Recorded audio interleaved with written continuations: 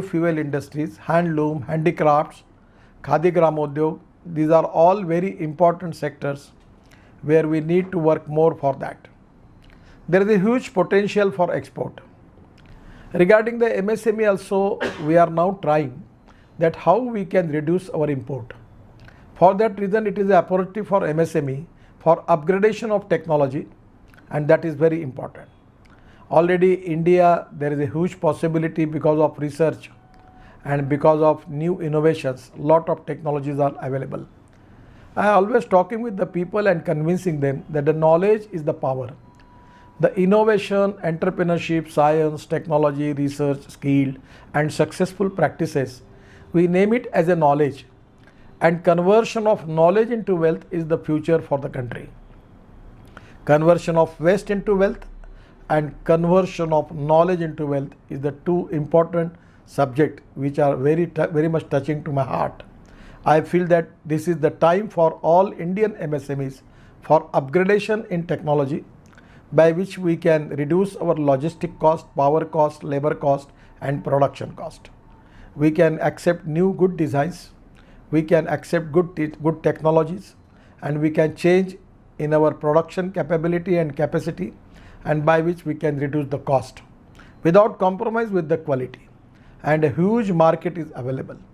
Presently the whole world, all indicates that they are not very much interested to deal with China. They are now finding their new alternatives and solutions for their requirement.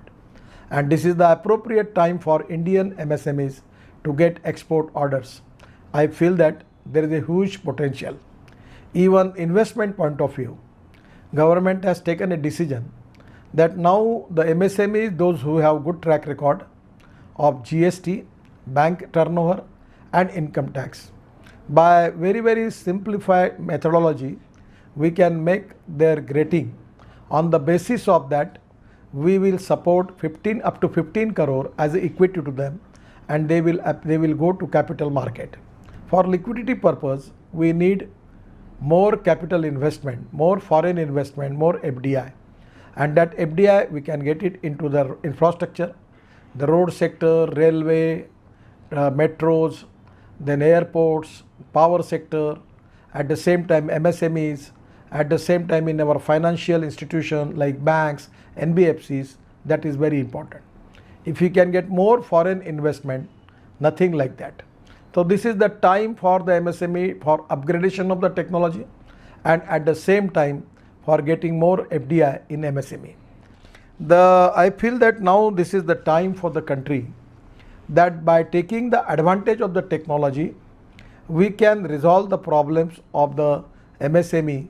And already we have one portal named as a Champion, and where already we have received the grievances of MSMEs, and we have already 90% of the grievances already resolved by the ministry. So we need interaction with the MSMEs by the digital methodology. The dream of our Prime Minister to make India a 5 trillion economy and at the 100 lakh crore of infrastructure, I feel that this is a very difficult challenge, but this can be possible with the cooperation of all stakeholders. Either it is labor, either it is government system, either it is bank institutions, financial institutions, either it is with MSME owners. We can make a cooperation, coordination and communication, and with a teamwork we can go ahead, and we can definitely going to achieve this target. And for that reason, we need to transform our methodology, our system. Without transform, we cannot perform. So transform and perform is very important, and that is the reason for that transform and perform we need reform. Reform in land, labor, system, logistic, liquidity, is financial institution, everywhere we need to a digitalized system where there can be easily access to that, and where we can take the decision on the basis of track record, and that can be a great thing for the country. I feel that India has got the huge potential, huge capacity, and 100% India can become a super economic power, and that is the dream of the people of India. This is the dream of our Prime Minister, and I am very much positive. Presently, we are facing this COVID-19 crisis. We need to have a positive approach for that. At the same time, self-confidence is very important, and we will fight the war against COVID-19. At the same time, we will win the economic war, and by making different type of reforms, we can achieve the goal to make India a super economic power. Thank you very much. Namaskar.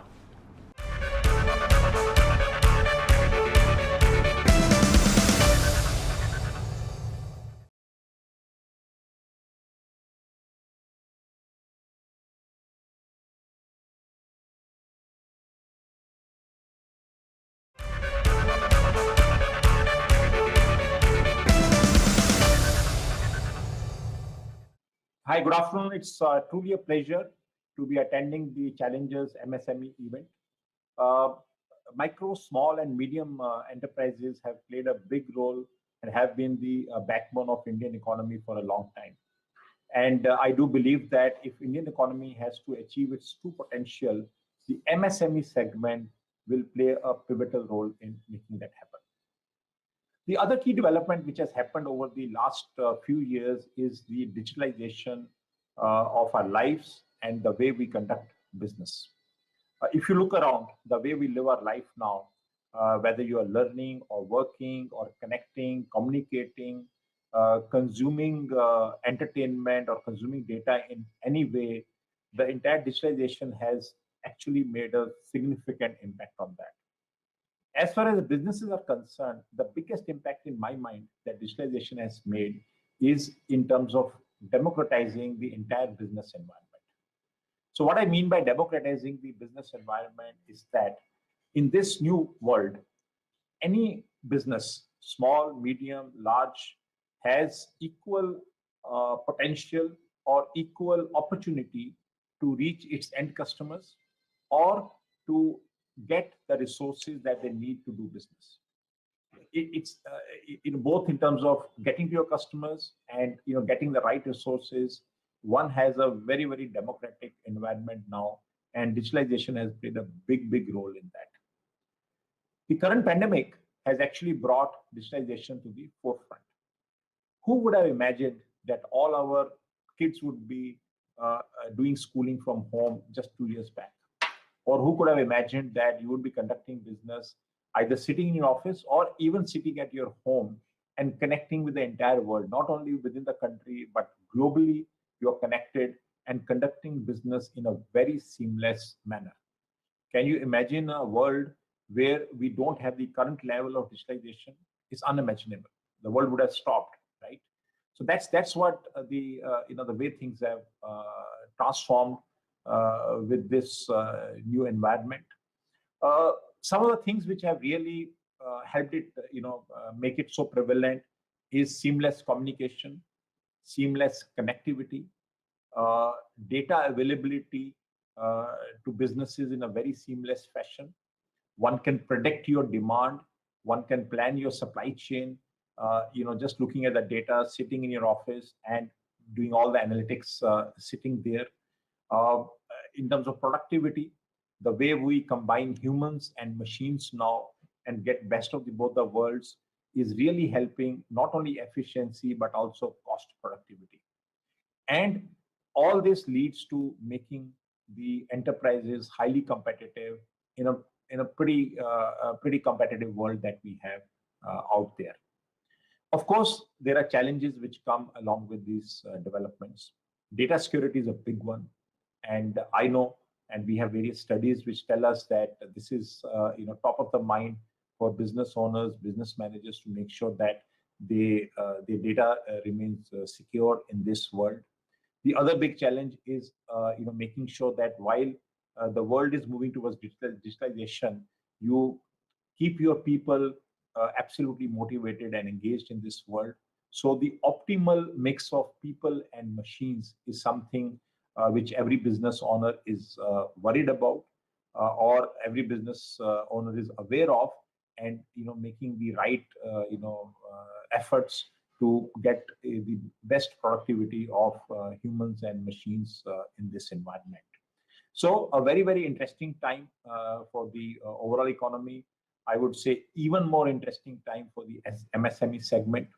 And I would urge at this point of time for the MSME segment to adopt this digital world with open arms. Make sure that you make it part of your how you run your business, how you run your demand, how do you run your supply, how do you plan your products, how do you plan your engagement with your customers in a very, very seamless fashion. This is what this new world is offering you. At Dell, we've been partnering on an ongoing basis with the MSME segment. We do believe that this is a segment that will play a big role as the economy grows to the next level. We are also a company which provide end-to-end technology, which helps in transforming businesses, which helps in human progress. And we do believe that as these MSME segments adopt digitalization in a more quicker and faster manner, we would like to partner very closely with them to make it really effective for them, make it productive for them, and help them in their competitiveness as they conduct their business. So I wish you all a great event, and I wish all the MSMEs participating a great future for them. I wish them all the success. Have a great event and have fun at the same time. Thank you. Bye.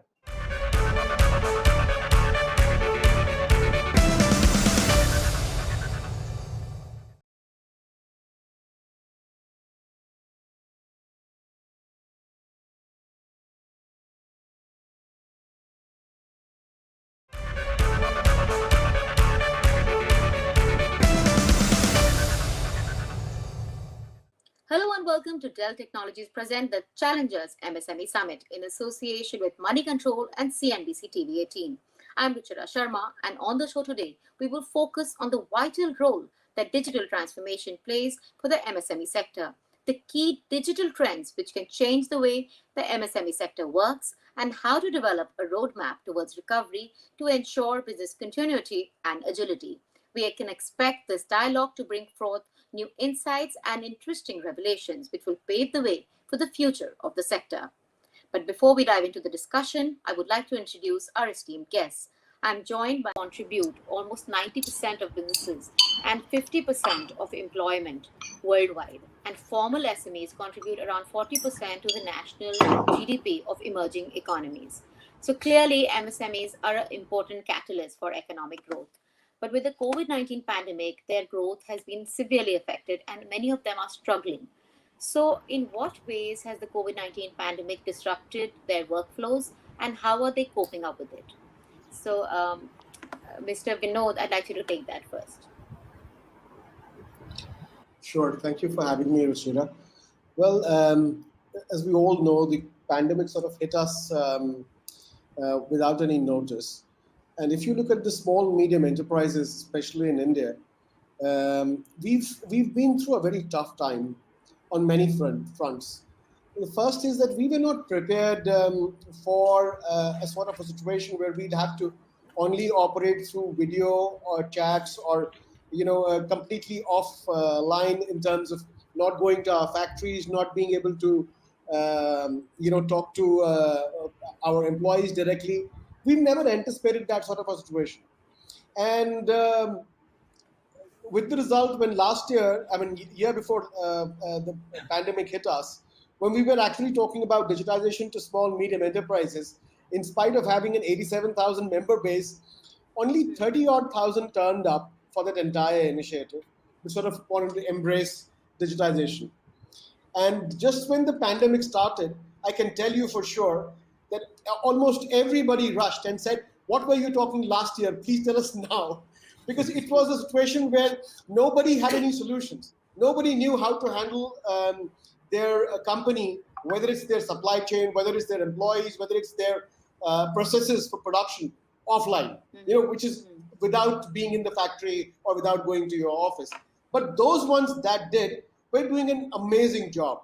Those are the guys that actually went forward maybe a couple of steps and disrupted, created new products in that certain period. And I still feel that, any of us that are not actually, using digitization, whether it is for processes, systems, our entire supply chain, everything.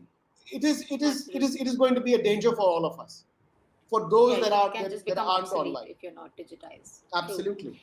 Absolutely great. So I'd like to bring in Shrikant here. Shrikant, what is your take? What are the primary challenges that the MSME sector faced during the pandemic, and how did they cope up with it? Okay, so first of all, Ruchira, thank you for having me on the show. Uh, so MSME sector, I think, did have a little struggle, especially last year when this whole pandemic hit us, and obviously it came in without any advance, right? I mean, it just hit us hard suddenly, and when that happened, and when I'm talking more from a tech SME perspective, where most of our members, nearly 80% of the NASCOM members are also are SMEs in that sense. While the industry per se was used to some amount of it was used to remote working and so on and so forth, the tech SMEs were not really not.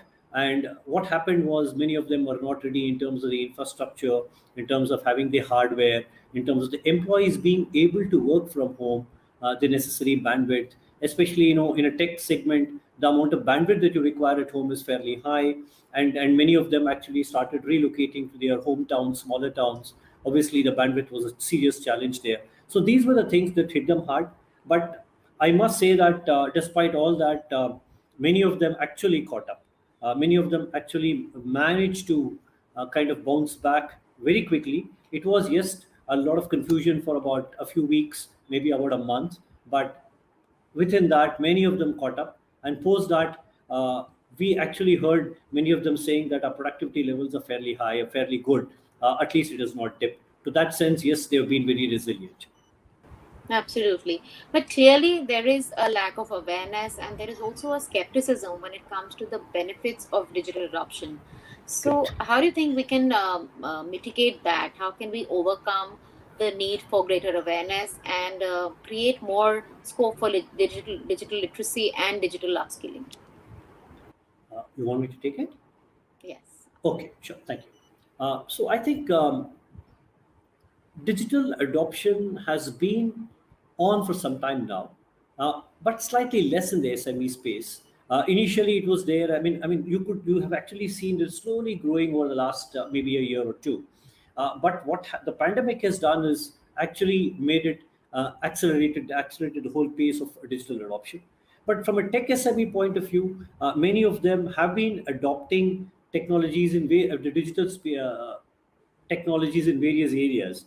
But if you look at it the way it is currently, many of the like my the other earlier speaker said, right, the way we've learned to work from home, the way we manage to not go to the four walls of the house, but still manage to connect with customers, suppliers, employees, and ensure that the morale is high, the trust Stay factor is connected high, wherever. Yes. Remote everything is working. there. So I think it has happened, but this is an ongoing journey in my view.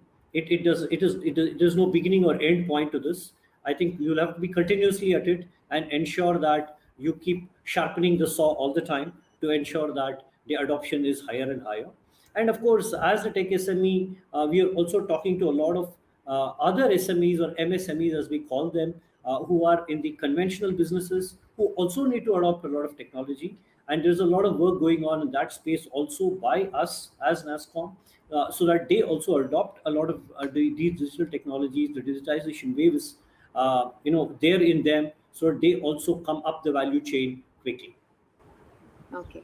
So we know, according to a Cisco report, a shift of 50% of MSMEs to the digital challenger stage, where all core processes are automated, can lead up to an increase of 2.6 to 3.1 trillion US dollars to the Asia Pacific GDP by 2024. So those are some amazing numbers there. So what are we missing here? Where are we lacking? Why aren't we going on the road as fast as we should? Very pertinent question. This is a question we've been trying to ask ourselves and our members from the last 3.5 years. Well, if you look at where we are today in terms of technology adoption, what you'll understand is we have certain number of SMEs which are highly progressive, extremely disruptive in terms of what they are doing in the markets. And you also have a new breed or new set of people, youth, that are actually disrupting markets, SMEs in every form and fashion, in terms of manufacturing, in terms of services, in terms of even retail, and so on and so forth. And what you find is the ones that are coming in now are starting with tech as the building block, with being digital as the building block. And they have an obvious edge, because when you, as an entrepreneur, are sitting on data of what it takes you to get your consumer, controlling, I mean, looking after exactly what your employee is doing, how productive and how effective is he, your supply chain, where is the material coming from, where is it going, how fast am I able to revalue it, process it, and send it forward. All of these things, when they are available to me at the flick of a button, that is when my business works while I sleep. And that is the normal situation for an entrepreneur. That should, somebody who is going to be there in the future. Otherwise, the rest of us are going to shut shop and or change our lines of business, or morph into something else. All right. So as you mentioned, supply chain is another pertinent topic here. How can digital transformation help SMEs and MSMEs to overcome the current risk and accelerate growth when it comes to supply chains?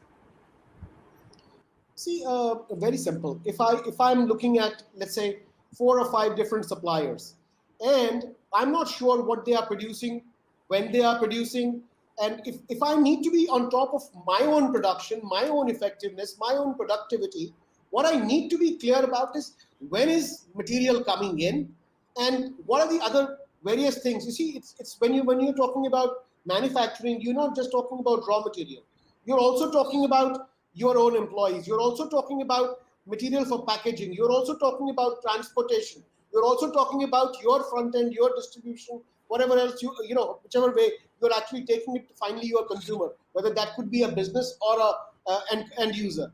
Either ways, this entire chain needs to be automated so that there is no error. And we normally, when we are calculating on our own, we normally make a lot of mistakes. We normally uh, don't I feel take into account that there'll be certain situations where the supply chain may be hit, or it might get delayed. Now those are the things that, when you are sitting on top of a pile of data that is processed, that comes to you, all of these risks are lowered. And finally, Definitely. business is about risk. The better you know how to manage it, the better you will be at business. That's a very valid point. Managing Sure. risks is definitely a critical factor. But we know the lockdowns led to halted production, they decreased overall growth potential, and MSME sector particularly found it very challenging. So, what are your thoughts? How can MSMEs increase operational efficiency by adopting digital tools? There's no two ways about the fact that all MSMEs, you could be a micro business, and if you are not going to be on the internet tomorrow, if you are not going to be accessible to your consumer who's sitting at home and does not want to, come to your shop, or come to your showroom, or come to your factory, you've got to be there for him. If you are not going to be there, it's over. It's going to be very difficult for you to find business, because today, just imagine, Ruchira, each one of us sitting at home, we just go Right. on the internet, find what we want, and it's just available to us maybe 4, 5, 6, 7 hours later. It's as simple as that. Now that is applicable to everybody, because what about those manufacturers that are hoping, I have a distributor or I have a dealer, he will front end the operation and he will sell? It doesn't happen like that. Unless today you are in a business wherein you're just not producing, you're also servicing the end consumer, it's not going to work. Today, there is a very thin differentiation between only a manufacturing or only a service business. Today, companies have to be both. And Absolutely. that's where I always say this, that whenever we are talking about future of companies, future of enterprises, or even sustenance, you have to be digitized. You have to be on the internet. You have to be searchable. You have to be, your Relevant. entire information has to be all there. Sitaram, I'd like to come to you for this one. Digitization can definitely help MSMEs enhance revenues. And in India, MSMEs which adopted e commerce have reported 27% higher revenue. And yet, Indian SMEs have often favored traditional methods of working and they cite lack of understanding or digital skills when it comes to digital adoption. So, how can you, as an end to end solution provider, enable them to navigate through the cultural transition and also remove obstacles from their digital journey? Create a roadmap, put a blueprint, and one needs to understand that it is not a very short-term journey, and it has to be a combination of both short-term as well as long-term strategy inculcated into it. So building this framework is critical, and that's where uh, being an end-to-end provider, it gives a great opportunity for us to share our own learnings that we have implemented in taking our business digital today. So our experts can come in and help our customers probably navigate through the steps that I talked about easier by listening to our experiences, which we have done it on our own, number one. Number two, we've gone about doing this for many other customers and have picked up a lot of learnings and insights from these learnings. The moment we got to translate them to a customer, that becomes a great point to start fast. I think in any initiative, it is important to see how you can start fast and with a knowledgeable or an intelligent, I think, engagement partner coming in. You straight away bring in use cases. You straight away bring in those references so that you can get started fast in this journey. So it gives a fast start. It gives that experience and learning that you have had. And third, last but not least, you can talk about your own implementation. Definitely. So, Shrikant, when it comes to SMEs adapting to the crisis, governments played a very critical role. Sure. And in fact, they gave unprecedented support during the COVID 19 crisis, whether it was with tax deferrals, whether it was with direct Correct. loans. So, what are the policy changes required to make this digitization easier? Okay, so I think I agree with you that the government plays a huge role, especially in the MSMEs and or the SMEs in that sense, because first and foremost, I think most of them have one key problem, and the biggest problem today with most SMEs is the working capital management, and to a large extent, most of the policy measures, if they can address this particular piece, it kind of alleviates much of the problem. And it can be so from a government angle, from a policy angle, it can be something as simple as, and I'm again giving a couple of examples more from a tech SME perspective. It can be basic statutory approvals, which can be on a self-certification mode, which can be in a mode where they don't have to go through the entire rigmarole of documentation. From there on, how certain methods can be digitized. See, today the government announces a lot of these incentives as part of the policy, right? If they have an industry policy, they have a IT policy, they have multiple policies. Now, how do you digitize this whole process? I mean, instead of having to go and submit a sheaf of documents to get an incentive, can this whole thing be digitized? This can be done. I mean, this will all accelerate the whole process and also build a lot of trust and confidence in the business to say, this incentive is really there available for me and I can get it fast. Instead of having to say, oh no, this incentive is there, but then I know it's such a long drawn process and probably reach me after maybe a couple of years, by which time the relevance of that money is technically gone. So that's one. So the one important piece that comes to my mind is a lot of incentivization that the government can do, especially on R&D investment, because R&D investment is very key to a growing economy in a digital economy like this. Because if the digital Definitely. economy has to grow, digitization has to grow, if you want more new products We and have to services to invest in come, R&D. you have to invest in R&D. If you want the Definitely. next big tech company to come from India, you should incentivize people in putting money on the table for things like R&D. And of course, last but not the least is when I talk of working capital management, also how do you unlock the locked money? But what is your take on the how can MSMEs turn the traditional supply chains to digital supply networks? So on digital, I think the acceleration of digitization, especially, will actually help in the supply chain more from a visibility standpoint. I think visibility is key to hold for a very good supply chain, for a very active supply chain. and a very efficient supply chain. So I think digitization does help in a long way in kind of ensuring that this happens. Vinod, coming to you, when it comes to the current scenario, as we were discussing, 98% of workforce is working from home, and cybersecurity has come to the forefront in this scenario. So, when it comes to small businesses functioning remotely, they are facing even bigger challenges than the larger Yes. businesses. So, what are the specific practices that you think they need to adopt to ensure a smoother journey?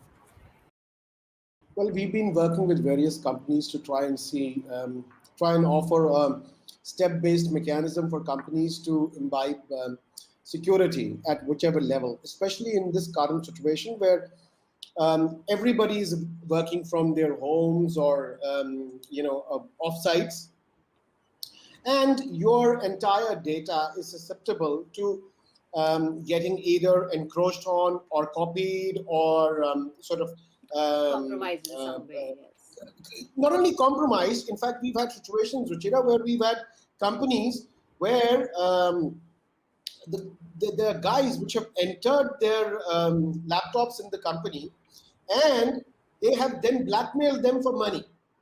And there are people who have paid also because there was no other option. And we've also taken this up with CERT. We've also taken this up with the DSCI at the NASCOM. So there are very serious That's a situations huge, that have huge happened. threat to, yeah, the entire system. Absolutely. And what we feel is for every entrepreneur to understand that, normally most of entrepreneurs feel ki ye mujhe nahi hoga. This will not happen to me. But the first thing when it happens to you, I have seen businesses go out of business completely. That's And true. so, And that is the nature let us of the not take event, a yes. absolutely let us not take a back seat when we are looking at setting up. I would say whether it's firewalls, whether it's security systems within your entire network, within each one of your laptops. Ensure that you have the latest software. You're using the latest machines with the latest OS, because whenever you are opening up even a bit to compromise, I can tell you are compromising your entire business. And we've seen this over and over again. Last year we've had close to 400 complaints from the months of May, June, July, and August. I don't know what was the reason for that many more things happening, but that's how it is. That's the number of people who've either lost data or have had their data compromised, have their sites broken in. There's all sorts of things that have happened. Definitely. So we need to invest in a secure and risk-free cybersecurity system to ensure smooth operations. That's definitely true. But Shrikant, what's your take on this? What would you like to So add? I think investment in security and cyber security in these times, I think, is paramount. Uh, Especially when people are working in remote environments, people are working from different places, accessing data in a remote fashion. I think investment in cybersecurity is no more a luxury but a necessity. It's very important today. In as much as digitization itself is no more a luxury, right? Today it's necessity, and if you Absolutely. don't digitize today, the business or the individual will become a You dinosaur. become obsolete, That's yes. absolutely, you become obsolete, right? So I think cybersecurity is as much the same. So investment is extremely important, the right kind of investment and the right time. I mean, if you don't do it, then as is said, right? I mean, the business itself may kind of disappear at some stage. So I think people should not look at it as it's an additional burden. People should put in the money in as much as they've invested on the technology, in as much as they've invested on skilling their people or buying whatever softwares and hardware.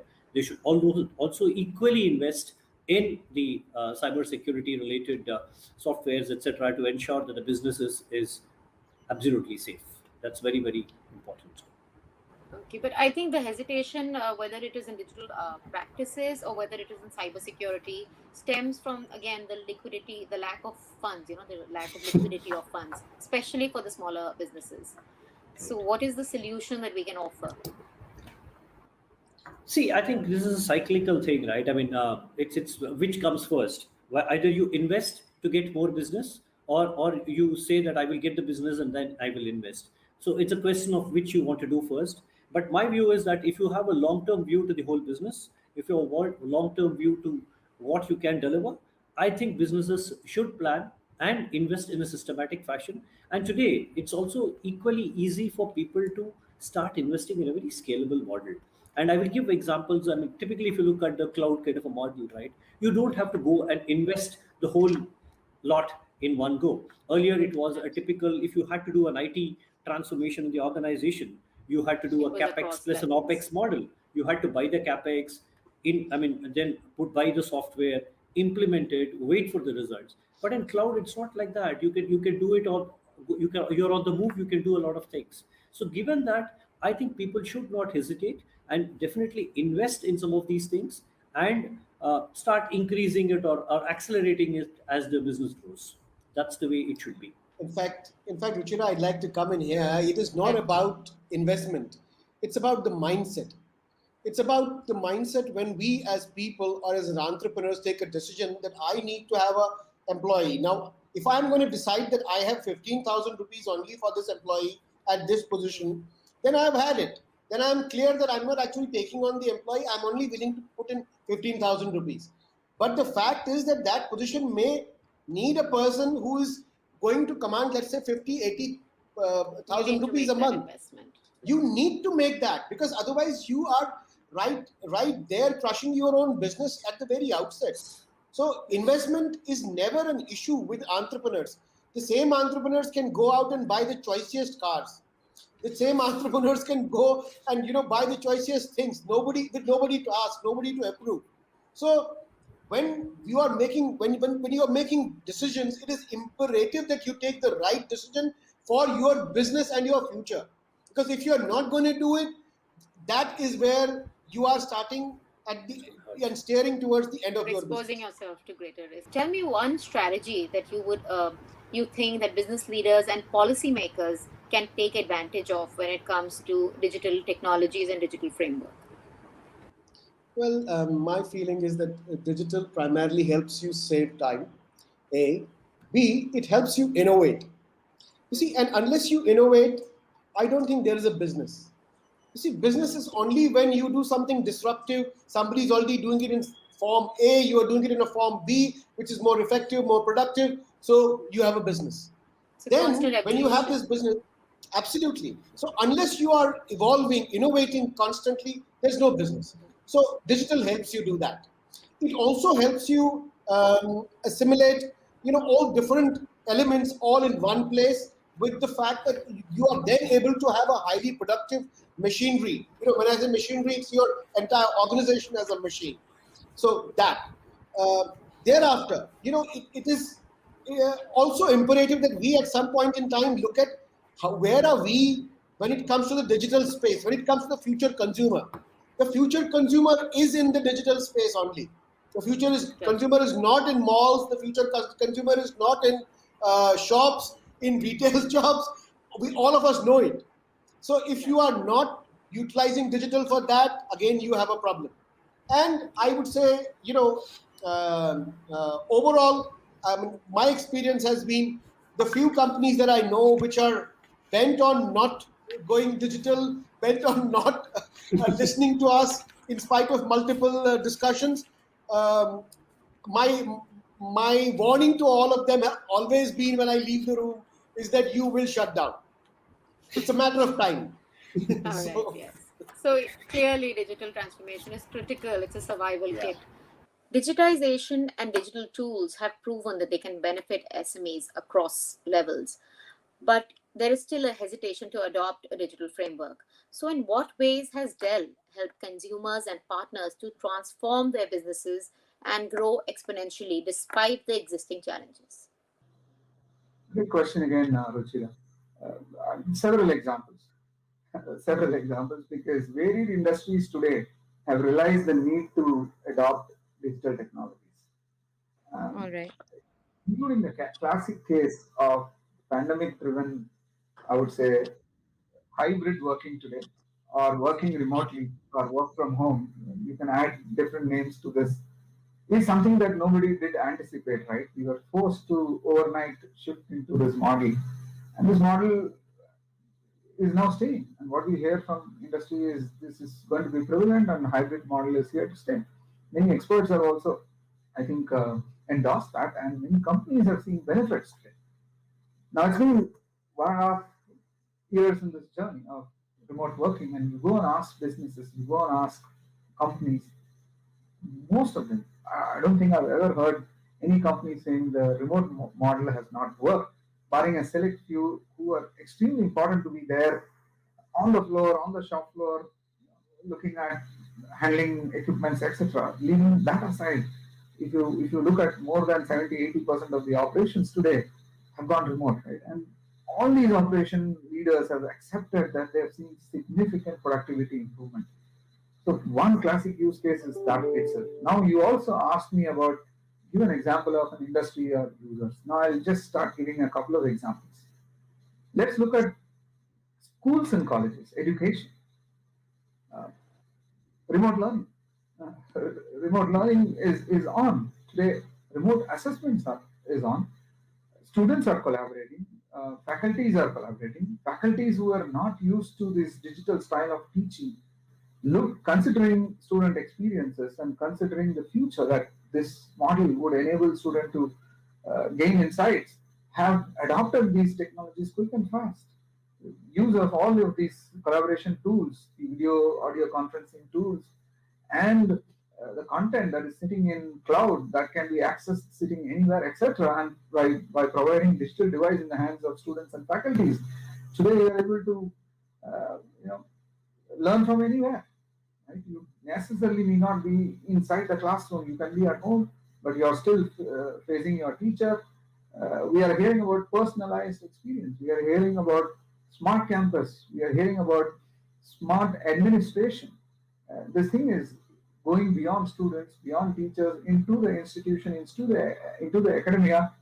And academia is looking at how do I broaden this with the industry affiliation, create more affiliation so that visibility of the institution goes up. That will benefit students, and it is also helping academic to look at students who are prepared for future jobs, future skills. Shrikant, what do you think are the strategies that business leaders and policy makers can leverage, the strategies and the technologies that they can leverage to accelerate growth and increase, stay competitive and stay agile? See, apart from what Vinod said, he talked about innovation and time, saving of time. I think two other reasons why people should definitely take up digital transformation is both accuracy and predictability. Because accuracy of what you do is very, very critical so that you know that you're doing the right thing. And more importantly, predictability. You don't want to get on a journey and realize midway through or later than that you're on a wrong journey. So I think it's very important, and digitization helps you because it helps you to kind of keep a track of what you're doing on a regular basis and helps you to also take corrective action at various points of time, not just at one point of time or at the end of the journey, but at multiple points of time through the journey. So I think to that extent, I think digitization adoption becomes very critical. To the point that we talked about customer being going digital, etc. I think today it's a hyper personalized world. Every customer expects everything to be personalized for that particular person, him, her, etc. Right? And today, I think customers also moving from a situation of customer satisfaction. Now, today, organizations have stopped talking of customer satisfaction. They've even talked about stop talking of customer experience. Everybody is talking of customer delight. And if you have to do reach customer delight, and if you have to be hyper personalized, if somebody needs to know what Shrika needs at this point of time, I think the only way you can do is go the digitized way because you need to predict what I have done in the past, what is my taste, what do I do at this point of time, etc., etc. And with all that data, you will be able to give me a hyper personalized solution. And hence, digitization is definitely the only solution.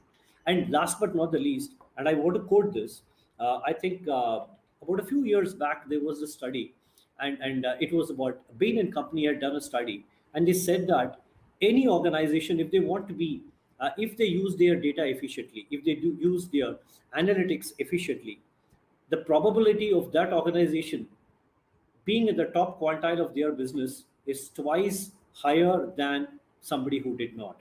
And I think if they said this 5, 6 years ago, it is relevant, even more relevant today, and will continue to be so in the coming future. Well, with most of us working from home, in fact, 98% of workforce working remotely, cybersecurity has become very critical. And small businesses are struggling when it comes to cybersecurity due to various reasons. So, what are the specific practices that smaller businesses need to adopt to ensure cyber resilience and a risk free framework? This is again a great follow-through question. Cybersecurity, cyber resilience is a hot topic, and in fact, it is a must-need today. Within businesses, as we engage, we realize this is a boardroom discussion in many companies, most of the companies, and the need is because overnight people started working remote. That has created stress on the internal IT environment because internal IT environment were never tuned to manage devices, manage technology usage beyond the office premises. You start fundamentally connecting from your local home network into an office network, and that has opened up vulnerability and gaps. And we know what is happening around there. There are several watchers who are looking at different ways of hacking or entering the systems through various, phishing alarms and activities. So first thing is to be aware that when you take this technology out and start using, it is, the barriers are broken. The traditional perimeter security that you have set up no longer suffice. So first is to get that understanding right. It starts from there. Once that understanding is, I think, secured within those businesses, the next step is to figure out where the gaps are. Now, I'll allude 2, 3 gaps. There could be a few more, but I will, in the interest of time, limit it to 2, 3 main areas. When a user of the company is using a technology device at home in a local network, it is important to restrict this employee's access within the local area of usage of that particular computer. That starts there. Second, that system should have all necessary security embedded tools, right from basic antivirus up to data loss prevention to security threat prevention and so on and so forth. All right. So, before we wrap up, I'd like to ask you to sum up a people-centric or a tech-centric solution that the MSME needs to adopt to ensure agility and business continuity. So, one critical solution that you would suggest. So agility and predictability is what, see, for agility, it depends again on the kind of business. So if it's a tech MSME, tech SME, then I think they may want to kind of look at some of the newer ways that they do their processes, the newer ways they adopt their projects. Like many of them adopt agile and DevOps and things like that. But if you look at a typical manufacturing kind of an organization, it depends from what kind of business they are in. So if it's a conventional manufacturing engineering kind of an organization, people look at a shop floor automation, which helps them in a large way. If it is a very consumer centric or a B2C kind of a business, they would look at customer centricity and hence logistics, predictability of logistics, predictability of the overall supply chain would matter. So again, this is a solution which will change from business to business, but the underlying piece will continue to be that you need to pick that piece which is relevant for your business and plug it there and ensure that it is adopted. Be specific to each business. So, what's your take on that, Vinod? One tech-centric or people-centric solution that you would suggest that MSMEs need to adopt? Well, I don't see one single solution as fitting every SME. There's SMEs of all types, all sizes, and of various sectors. But what I say to every SME is 3 words primarily. The first is digitize. Whatever you are doing, digitize the process so you can sit back, relax, and have a top view of your business. Otherwise, you will be working in the business and the business will not get anywhere. Second is innovate. Constantly think about innovating so that you can do newer things, so you can offer newer things to your consumers, your employees, your investors. More money, always welcome. Third is compete. And when you are saying compete, I say compete globally, because Mhm. only when you compete globally can you then ensure that nobody will compete against you in your home market. Otherwise, you're going to find a million more people coming to India and setting up right under your nose, and you will not be able to do anything therein. So, again, digitize, innovate, and compete globally. If you are able to do this, I'm telling you, those ones will be the new champions, new challengers to the old order. So we know that more and more small and medium enterprises understand that digitization is an essential survival kit and adapt to a place where they have greater agility, better resilience. What do you think the road ahead looks like for the Indian MSME sector? Well, it's extremely progressive situation that we are in, especially with the government having, started the Atmanirbhar Bharat Abhiyan with a lot of funds available and all that. My feeling is the future of Indian SMEs is connected to two things, two very important things. One is that we have a huge market, a huge national market, and that has a great possibility for every small SME. Because when you look at the number of products that we offer in India today, the number of brands, they are very, very, very, very little. On the other hand, when you talk about what does the world offer you today, well, Mm. it is said that India has a potential of close to $340 billion for exports in the very same products that we are already making and exporting. So can you imagine that we can double our exports? Apart from the services, I'm just talking about commodities. So you are in a place which has great future, which has great opportunities. You don't need anything except just put the right things in your business, put work with the right principles and with the right ethics, and comply fully. That's it. And All right. digitization helps in all of these. So, Shrikant, what do you think? What does the road ahead look like as we develop a business framework which is powered by digital tools and adopt tried and tested technology initiatives? So I'll take this question in two different pieces. One, if I look at the tech SMEs, I think they've already started adopting, and this will definitely go a long way because they have realized the fruit of this whole adoption, and many of them are continuing to do so. They've realized that this is the only way to kind of reach larger markets, newer geographies, and of course the international markets. So that's definitely there, and of course they've also been contributing in a large way. If you look at the conventional organizations, the SMEs, whose core focus is not technology daily, right? I mean, they are into manufacturing and so on and so forth. Even for them, I think today they've realized that unless they do this, they cannot scale up. Unless they do this, they will not be able to really make a difference to the end customer and make their business more valuable. I mean, that's very important, right? Today, you can continue to stay in business and just do that. I mean, you can keep on running the race just for the sake of running the race, or make a difference to the business. So if you have to make that difference to business, I think people have realized that digitization is the way, and all of them are doing this. There are multiple ways that they have been doing this, whether it is cloud adoption or tech adoption in various ways. People have chosen multiple paths, but definitely I think this is the only way that they will find to reach the next higher level of growth. All right. Thank you, gentlemen, for this very insightful discussion. And to sum up clearly, digital transformation is not just about technology, it is about people, it's about processes. It's a win win strategy to achieve higher customer acquisition. It is also the best way for increased operational efficiency with automated processes. And the way forward for the MSME sector is clearly digital. Thank you all for watching, and thank you, gentlemen, for your insightful discussion today. Thank you. Thank you very much, Ruchira, for having us. Thank you, Ruchira. Bye-bye. Thank you. It was a pleasure.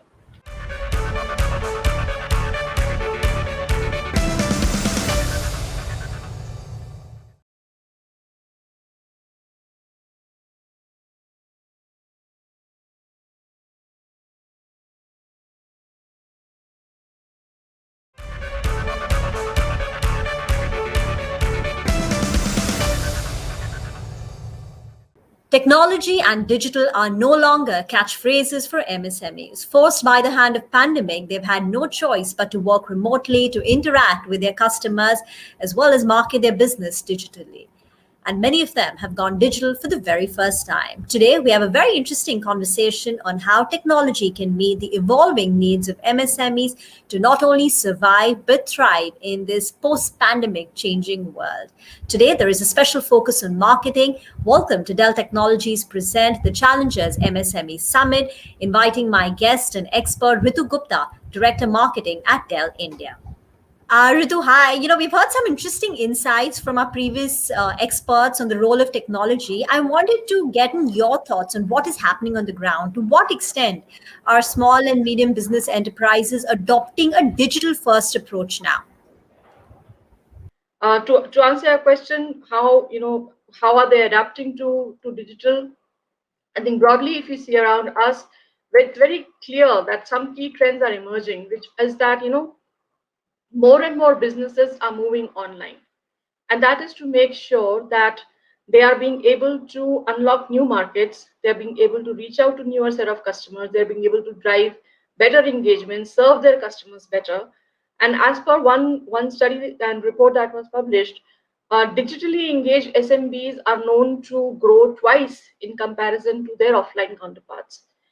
So it's very evident that a lot more businesses have gone online and will continue to go online.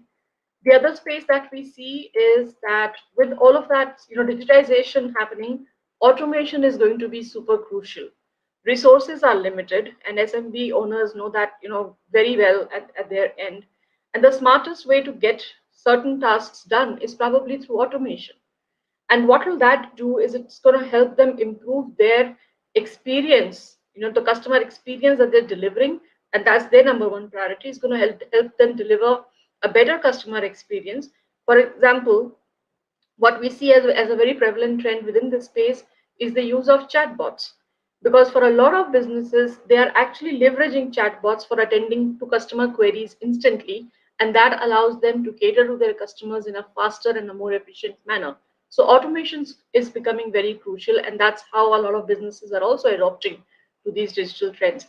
The third one that we're talking about is businesses are adjusting to, talking about where their customers are. What I mean by that is, if you look at the country demographics, a lot of our population is the young millennials, and we know that that is where the highest disposable income would be. And a lot of businesses are now addressing and talking to that audience. And guess where is that audience found? Where are they available to be engaged? Where can conversations happen with them? Where can businesses build a relationship with them? And that is all in the space of social media or mobile marketing. So that's another trend that we see. If you just look at any social media platform, a lot of businesses are using that platform now to reach out to their key audiences. We'll come to social media in just a bit. I have a few questions, but before that, on this, the millennial customers, how do you go about building customer loyalty, ensuring retention? What are the digital solutions, one should adopt to do that? Again, this is a place where technology comes in, because they will have to leverage new technology to enhance this buyer experience and to continue maintaining that relationship post the purchase, and that post purchase experience that we talk about. um, Whether it's about pre-purchase engagement or even a post-purchase, technology is becoming and will become even more important and crucial. And at the center of all of this is going to be data, because data is a key enabler in customer engagement. More than ever, with the help of data, businesses can leverage data to understand their consumers' behavior. They can understand, how they can drive customized or personalized marketing initiatives for them. They will know how they are able to cater to their customers better, and the feedback and everything, that entire engagement that happens. But crucial again for that data to be able to be leveraged, in the right manner, they will have to look at, a very well designed, I would say, a data management strategy in a way that the business intelligence or business analytics can actually help them measure that customer value and constantly help them improve their offerings, their services, thereby improving their rate of investment or the rate of engagement that they are, or the return on engagement that they're going to be looking for. So I would say, if I really have to sum this up, I would say that they have to take note of the technologies that are available or that are posed as the technologies of the future, and invest selectively, invest accordingly to stay up competitive. I don't think there is any other option except to be very adaptive in this what is otherwise a very changing environment. So that's what I would say. That's what my advice would be. So Ritu, let's move on then to social media. Now, social media, as we all know, is needed to understand the pulse of the consumer. But it's also fairly complex. And so, how does an MSME go about developing an effective social media strategy? And more importantly, how do they measure the ROI on this strategy? There is no doubt that social media is right in the center of all of our lives. For any business, and SMEs particularly, I think that as they start building through their social media marketing strategy, a couple of things that they need to keep in mind, and I'm going to start with some very basics in this space is, and because that's very important and links back to the question that you asked as to how do they measure the ROI on that one. So I think first and foremost, what's very important for businesses to know before they start working through a very evolved and a very in-depth social strategy is what is their short and long-term business goal, and what and how do they expect social media to help them meet those goals. So that's going to be first and foremost. Second one is going to be what's the kind of message that they want to put out there. We all know that anything which is authentic, anything which is more value driven, anything which adds value back to the customer, that's a place where uh, customers will engage more naturally and more in depth. So what's the kind of messaging that the businesses would want to drive in that space, and that will determine how they can engage with their audience. Whether it's about just an engagement per se, or it's about creating that relevant content which is adding value back to their audience. What's that quality of engagement that they would expect to drive, and then what channels are they using, right? um, and when I say what channels, what I mean is even within social media, um, probably the largest base of social media users that we have in India are found on Facebook today. But who is your audience? Is your audience on Facebook, or is your audience on any other social media platform? So to know where your audience is important, because that's going to determine what channel you would want to prioritize and focus on. And then depending upon that particular channel, how and the content that you have, is there a way for you to customize that content basis that channel? Because there are different interfaces, and hence that content can be customized depending upon the platform that you're choosing, because that interface is different. Hmm. Very interesting insights, Ritu. Thanks so much for throwing color on that. The other thing I wanted to talk about is direct to consumer marketing. Of late, we've been hearing a lot about it. First, if you could briefly tell us what exactly is D2C, why does it make sense for an MSME, is it feasible? And just end it by telling us what are the challenges they face in implementing this. I think what's going to be critical is again to define from the start in terms of right from the business planning, because then you're changing your business model if it's an either or choice, right? You're changing, you're fundamentally choosing to operate in one particular business model, or you're changing your business model from what was probably traditional offline to now D2C. So the first and foremost thing that they need to consider is in terms of business planning, identifying their priorities or identifying their source of growth. Where will that growth come from? The growth that they are wanting to drive, what's going to be the source of that?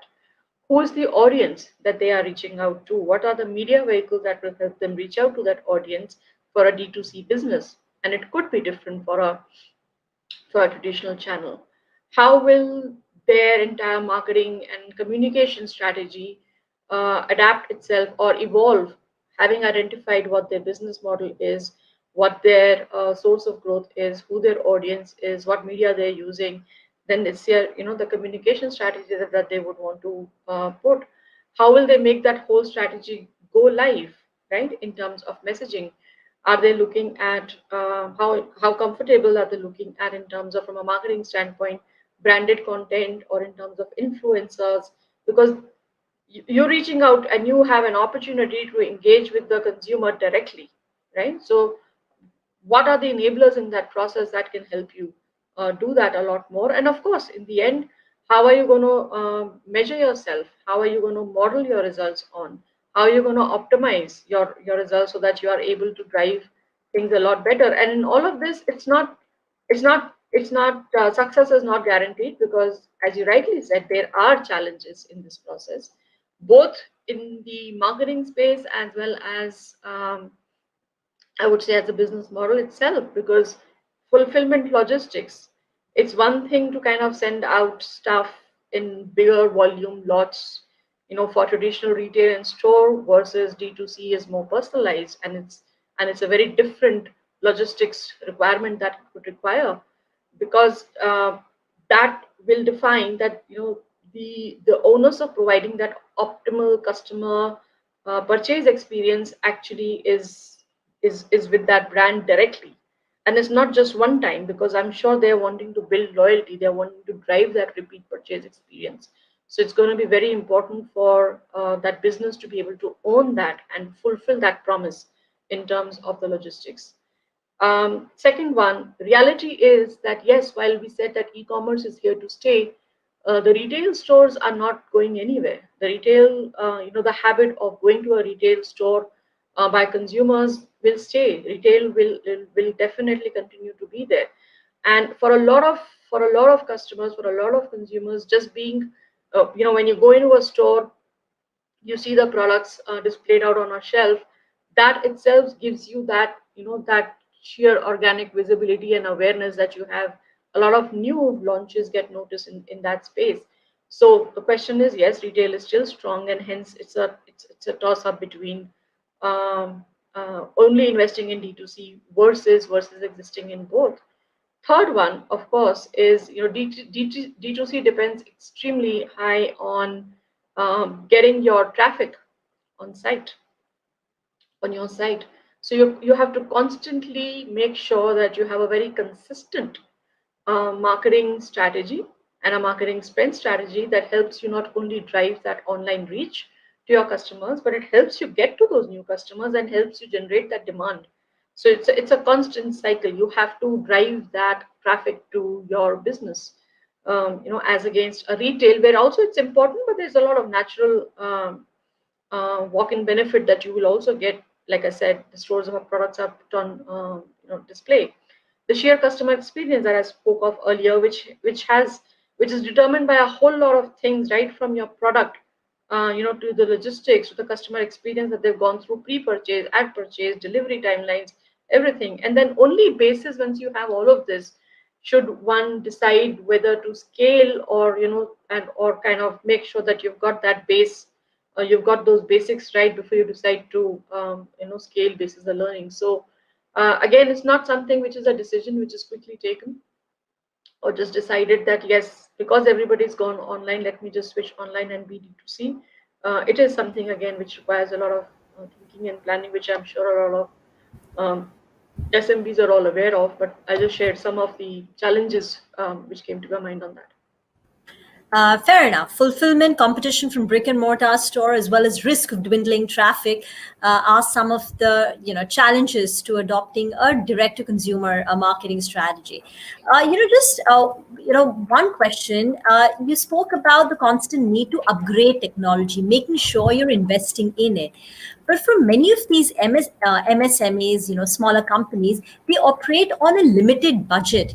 And whatever cash they've had in the last 15 months, that buffer has been taken away due to the challenging time that they have. And these, cutting edge technologies often have a shorter shelf life. So therefore, MSMEs feel a little hesitant to make these investments in technology. How would you respond to that? I think you're right. A lot of technology solutions may evolve and would change over a period of time, but the fact still stays. And I think there are a lot of different models which are available, and I will not get into the details of those, but even if you start small, and a lot of these technology solutions then allow you to scale as things change, as they get newer spaces or newer versions. So that's one way to look at it.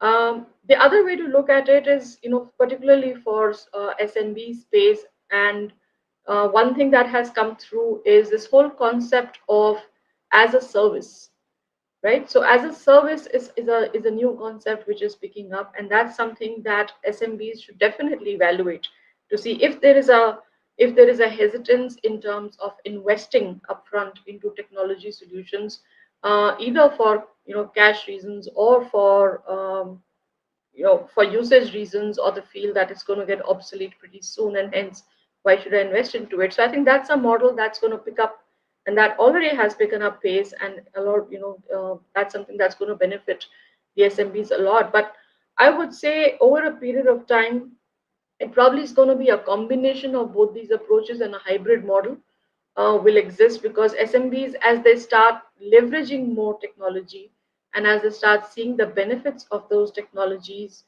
solutions to their positive impact hopefully on their businesses, that's probably going to help them overcome that initial hesitance or that inertia, that yes, this is something that I would believe is going to be good for my business. But I totally understand that this is not something that they would kind of go and take a deep dive into immediately. And to that extent, I think the one solution that we have in place, and we totally understand that there is this hesitance in terms of what technology do I need for my business? Do I really need to do it now? Should I wait? How will I get it? What's good? How much do I need, etc., etc. And at Dell, we understand that. At Dell Technologies, we understand that completely.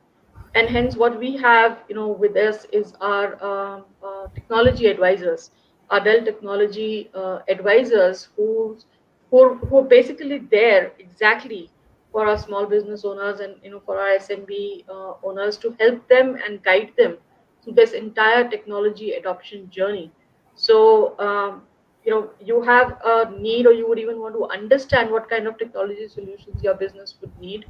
I think that's the job that our technology advisors will be very, very happy to understand your business model, understand your business requirement, understand your technology requirement, and then be able to make that right recommendation for you in terms of what's the best solution for you at that point of time, and something that helps you scale both in terms of your journey, as well as your business journey, as well as your technology adoption journey as we go along. So that's something that we've thought through, and hence we've made sure that we have, as technology partners, we would definitely want to make sure we're there for our customers to help them make that decision. Okay, and just one final question. Dell for all of us stands for the typical hardware manufacturer, personal computers, laptop, tablet. You spoke about a Dell technology advisor, DT advisor, who will help support the digitization journey of MSMEs. Can you tell us a little bit more on how Dell is going about being this one-stop shop for MSMEs in their digitization journey? Absolutely, and I think I will go back to our Dell technology advisors, because we realized that particularly with the onset of the pandemic, there is a huge need, and it was there even before. Like I said, it just propelled probably that need and brought that need up front even more. There is definitely a need for SMBs to adopt technology, and that technology goes beyond. It could start for something as basic as a PC, and that's digitization for one business, for one small business, as against maybe looking at more end-to-end solutions, looking at server integration happening into their business, or as you go evolve, and you evolve into a more mid-market kind of a segment, even looking at a place on storage or multi-cloud. And I think that's a space where our advisors will be absolutely be able to help you, guide you through those conversations, guide you through those decisions, guide you through those technology trends, and demonstrate to you as to how and why that particular technology solution meets a specific business requirement of yours. Or let me put it the other way, based on your business requirement, they will probably be able to recommend the right technology solution to you beyond the hardware. Hardware, I would say, is probably now more basic. It's almost like a necessity. It's not a choice for any of us. But the technology intervention and the conversation that can happen with the SMBs based on their business requirements, based on their technology growth, based on their aspirations and growth plans, because you don't want a solution which is apt for your business even for today. It's a growing business. You want something that withstands, and supports your growth journey over the next few years. And that's the solution, and that's a conversation best done with the technology advisors, because they'll keep that in mind before making that right recommendation to you. Ritu, thank you very much for your thoughts as well as insights and giving us your time today. Thank you.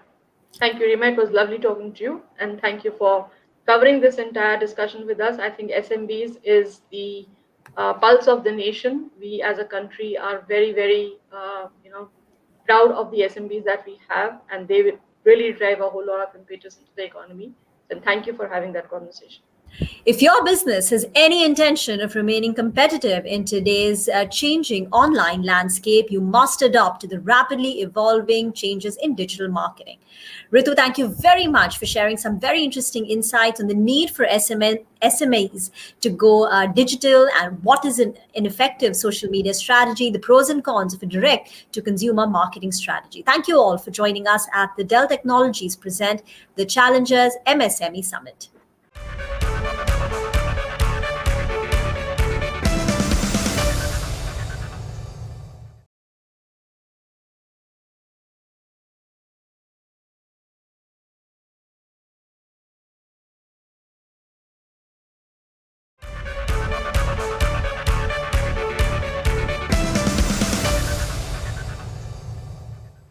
Hello and welcome to this edition of Dell Technologies Present the Challengers MSME Summit in association with Moneycontrol and CNBC TV 18.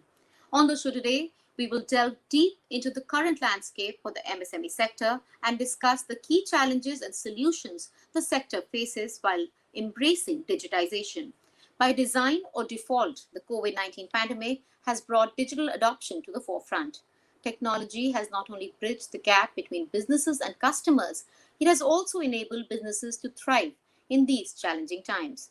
And digital transformation is of pivotal importance in building business resilience for the MSME sector. But before we discuss these critical aspects pertaining to digital transformation of the sector, I would like to introduce our distinguished panel. Mr. Thiru Sharma, Vice President, Dell Digital. Mr. Amit Chatterjee, Head IoT, APJ Intel. Good afternoon. Welcome. Mr. Akhilesh Tuteja, Head of Digital Consulting, KPMG, India. Mr. Saket Asati, Co-founder, IoT Informatics. Welcome, gentlemen, and thank you so much for being with us here today. Thank you, Ruchira. Thank you so much. Thank you. It's a pleasure to have you all with us here. So the topic for today is how traditional MSMEs can embrace digitization. And as we all know, the micro, small and medium-sized enterprises forms the backbone of our country and our economy. But due to the COVID-19 pandemic, these businesses are struggling to survive. And clearly the way ahead is digital. And according to a report, those companies or organizations who are adopting digital tools have increased their value by 25% and their productivity by 16% on an average. So clearly the digitization of the sector will add more revenue to the economy. So my question to you is, how can the MSME sector leverage technology to their advantage and also jumpstart business to ensure business continuity in these unprecedented times? Yeah, so I think, thank you, Ruchira. So I think it's a great question, right? I mean, first of all, let me introduce myself. I'm Thiru Sharma. I lead as a service transformation initiatives for Dell Digital, which is Dell Technologies IT organization. So at the core, what we're doing is bringing the modern consumption cloud-based service models to our customers, right? So now coming to the aspect of what we talked about, how can MSMEs build their digital resiliency and prepare for future. Look, I mean, I think most companies and most CIOs are finding a way to design for the constant change, right? I mean, they are continue to innovate, transform themselves, and be prepared for tomorrow. So they know that thinking digital first and being prepared for the new and unknowns are essential for the survival. So the future is now, the time to take a bold digital actions, right? So Absolutely. businesses that once mapped the digital strategy to 1 to 3 years now need to scale in days and weeks, right? I mean, we have seen examples where the Asian banks have shiftly migrated physical channels to online. We have seen retailers shifted into contactless shopping. We have seen Absolutely. rate of e-commerce adoption doubled in the last Uh, 6 months. So, Definitely. so digital resilience is here to stay, and what we need in the business environment is the increased agility, and Absolutely. that mainly comes from multi-cloud flexibility, what we can offer from the technology angle. And we also need to bring in the digital workspace where our employees and customers can thrive.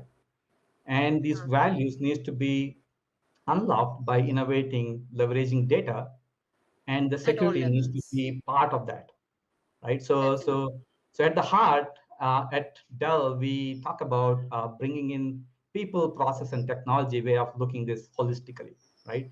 So, as I Yes. just said, the people need to have the right skills, and they need to be Absolutely. available to take the company narrative forward. And the Yes. processes needs to enable very talented people to be effective and efficient in their jobs. And True. and I'd like to bring in Mr. Akhilesh for the same question. What is your take on this? How do you think businesses can ensure business continuity by adopting digital practices?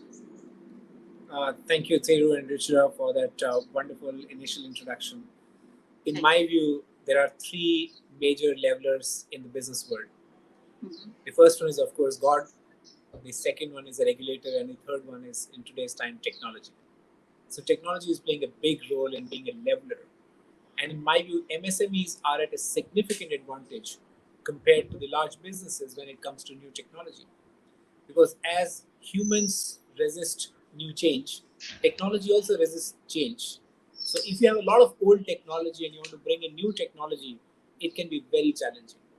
I believe that a number Absolutely. of MSMEs have the advantage that they are dealing with almost no technology and getting onto the new technology. So for them, it's a great advantage to start afresh on a new technology. The That's third true. point I would like to make is that today's technology allows you to really start out of the box. Say, for example, cloud technology. You don't have to have a huge infrastructure. You can start your business tomorrow morning. And it allows you not only the speed, the economies of scale, getting started cheaper, and also the business continuity and resilience because you don't depend on where you do business. You could be anywhere and your customers could be anywhere. And a cloud kind of technology could take care of all the business continuity issues. That's true. And it's even more critical now with 98% of the workforce working from home in these times. All right. I'd That's right. like to bring in Mr. Amit at this point. What is your take on this? How do you think MSME sector can particularly jumpstart businesses and ensure continuity in spite of these challenges that they face? Thanks, Ruchira, and thank you, Akhilesh and Mr. Thiru, for actually providing those insights. See, at the end of the day, I always believe in MSMEs becoming one of the most intelligent class of people in India. To be very frank with you, they understand things. Now, there are some technological challenges that will be a little difficult for them to understand, but who doesn't? Now, COVID has one silver lining. This is what I believe. Even though it has really caused havoc in our country, it has a silver lining. Now, we don't have to tell digital technologies to anybody. People understand what is WhatsApp. You are unable to travel, so you call up somebody, either do a repair or service remotely for your factory or for your organization. All of that is now understood. You don't have to tell anybody anything of that sort. So, according to me, all we are doing right now, or what we are asking the MSMEs, is do a data driven decision making. Just get to know what's happening in your organization. What are the places that need some kind of improvement, or what are the things that are really working really well for you, right? So instead of going by gut, let's have a data driven decision making. That's it, nothing more than that. You can just go ahead and start with that first, and then go ahead and go much deeper. Now, now we always look at China as a competition sometimes, but I would rather treat China as a partner also, and a great learning tool. Now, if you look at China 2025 initiative, they have also gone through something similar, where they have added AI-based digitization and skill up as a program. Now, skill up is not that easy. It will take some time. But today, the tools that are available, the what Thiru said, the economy or the options that are available, the solutions that are available to build resiliency, to bring in the right amount of technology is there. All we need to do is just start working on it, and maybe just take one step forward. Baby steps. Don't have to go whole hog, but take We baby have to steps, start. and we are there. Absolutely. Okay, Saket, what do you think? Small businesses are clearly key drivers of growth and catalysts of the country's economic growth. But what kind of technological tools do MSMEs need to adopt for a thriving and productive workplace? Yeah, thank you, Rachel. Thank you first for inviting me here in this panel.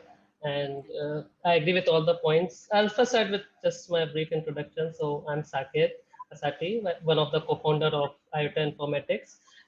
We've been working for past 3 years in telemedicine solution. So, in the healthcare industry. So technology has been on the forefront of all the work, because telemedicine, I would say, is not possible without the technology. Regarding that, I would say the AI and IoT devices are actually one of the ones which help a lot in the digital transformation of the healthcare technology. Okay, AI based analytics and data analytics are becoming very crucial, in all forms of MSMEs. Definitely. Customer behaviors and preferences are changing day by day. So to analyze data or what to say, use of AI in It's critical at all identifying the levels. identifying the what customer needs is like very very crucial. Okay, IoT is also playing a huge role, Huge especially role, in the yes. healthcare sector. Where we have connected health devices, we can monitor patients data from like hundreds of kilometers away from them. Uh, so that is something we believe are very important for MSMEs. Blockchain is also technology which is maturing day by day and may revolutionize I would say data security. But I think I still feel that AI and IoT are going to play a much bigger role for MSMEs than maybe blockchain. Thank you, Saket, for that input. Akhilesh, what is your take on this? Adopting disruptive technologies like AI, ML, blockchain, cloud computing is the need of the hour. But it is also important to understand which technology is the best for a particular industry or sector, because SMEs also come in all sizes and their needs are absolutely different. So, what is your insight on this? My advice is very simple. Don't buy technology for the sake of technology. As somebody just said that MSMEs are the smartest people. I'm nobody to give advice to a smart person, but if I were to, there's a lot of technology, there are lots of jargon, there are lots of things, but actually do what you think has a business value. And most technology today have a great business value, but they may or may not be for you. Many of us and many of these small businesses also are today using artificial intelligence without actually knowing that they are using artificial intelligence. So, for That's true. example, when you actually talk to your WhatsApp and the WhatsApp records your audio message and sends it to your customer, it's actually a speech recognition powered by machine learning. You don't have to buy an expensive AI or machine learning or that kind of things. And to me, look at what is the business value of technology. And the good news is that today, technology providers, those who are progressive, are actually not talking about jargons. I'm not talking about, here is a fancy, shiny toy you got. They're talking about here's a great business. How can you be more connected to your customer? How can you make more data-driven decisions? How can you actually be more connected with your supply chain and really know where things are? So my suggestion would be that forget technology for the sake of technology. Technology can do a lot, but you need to see what you find value. Just to give an analogy, the more and more the car gets advanced, the technology under the hood becomes more and more complex. But if you look at it from a driver's view, it becomes much, much more simpler. So I think the technology of tomorrow will be like those cars, which have lots of complexity under the hood, but for the driver, it's the simplest driving experience. So look for simplicity, look for business value, and leave the rest to the others. That was a very valid point. So, Amit, with that, I'd like to come to you. What do you think? Which is the most critical technology or which needs to be adopted immediately on priority? See, I actually agree with Mr. Akhilesh because technology is an enabler. It's not a solution in any way, right? It's a means to an end. So for that particular matter, first is knowing what you require and understanding what is it that is available, right? So in terms of availability of the things that are available in the market, what Mr. Akhilesh said, small things, but you need to know. If you don't know, then maybe it will be difficult for you to just go ahead and think of adoption, right? So we, as part of, I don't know if you're aware, that we are running a small program called Tech Saksham, where we are making MSMEs aware of what are the kind of solutions that are available today that will make sense. Then we are obviously bringing it forth as a bundle and providing it with Dell, right? And IoT is not one person's job. It's a community, right? So there are certain people who will come in, understand your challenges. There are certain people who will come in who would potentially recommend what exactly is the right thing to be implemented. And then finally you go ahead. What you need to do, what Mr. Akhilesh just rightly said, go on your problem statement and what is it that you are losing because of that problem. If you are saying that I am losing because my quality is not great, how much are you losing? If you are saying that, okay, if my systems are not running, I have too much of downtime, tell us how much is the downtime. Is the gut feeling or you don't have the data? So all you So, need to do data-driven right now is to insights, just as go ahead we and do that. mentioned. Absolutely. So, Thiru, I'd like to come to you on this one. Since Dell offers end-to-end tech solutions to enable and accelerate digital Yeah, transformation, and yeah. most organizations are now thinking first. They are reimagining how to differentiate in this Yeah. fast-changing, dynamic environment. So, according to you, how can MSMEs build their digital resiliency and prepare for what lies ahead? Yeah, yeah, Ruchira, I think I really like the conversation what Akhilesh and Amit brought forward. I think keeping it simple is the most essential ingredient to be successful. Either you are a micro business or a small and medium or even a large enterprise, right? So in our opinion, I think as I said, we look at everything from the people, process, and technology angle. They all need to go collectively together to make impactful outcome. So the way we approached it was simple four things. We allowed our engineering community to advance into the multi-cloud ability. We enabled the processes and checks and balances to advance the application narrative into the multi-cloud. And we brought forward a digital workplace construct, right? How to manage the connected experience across the developer, all the roles, what you can imagine in enterprise. And we enable the data to be leveraged by every department. And when we did all this, we didn't forget about the security. We built in the security underneath the OS and above the OS operating system level, right? So that's how we approach this, and that's what we see working at Dell.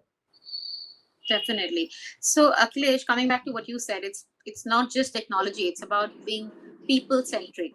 People are at the core of technology, but many small businesses are still intimidated by the concept of digital transformation. So, do you think is it better for them to actually outsource digital solutions for training and learning new tools?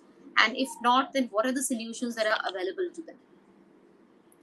So I think it's hard for me to generalize for all businesses, but I would say today's technology is actually becoming simpler to adopt and simpler to use. So take the example of what the old technology was versus now today's tiny toys like smartphones. It's much easier, and technology is no longer for the geek, by the geek, for no longer for the geek and by the geek. It's actually becoming very simplistic for most people to use. But there are certain nuances out there because when you put your mission critical stuff on cloud, when you use cutting edge AI technology to make decisions, it's important that you know what can go wrong. So, for that reason, I think it's important to have some expert opinion. It's important to also make sure that you bring in experts who can guide you on how the faster path to success could be.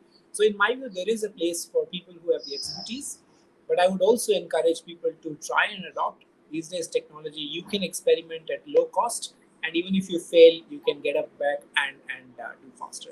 So I think my suggestion is that it's a hybrid. If you're a brave adventure person, do it yourself. But otherwise, I think it's a good idea to get experts.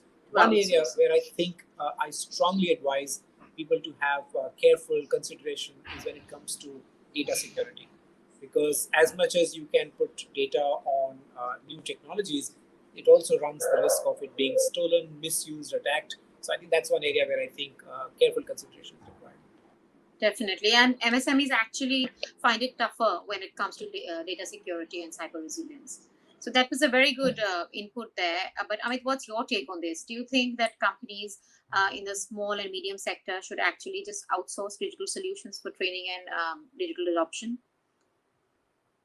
They can make so it's a build versus buy decision. That's exactly what you're asking for, right? So it's ROI driven. Like, for example, if you are a company which has its own IT team, sure, you can go ahead and train them.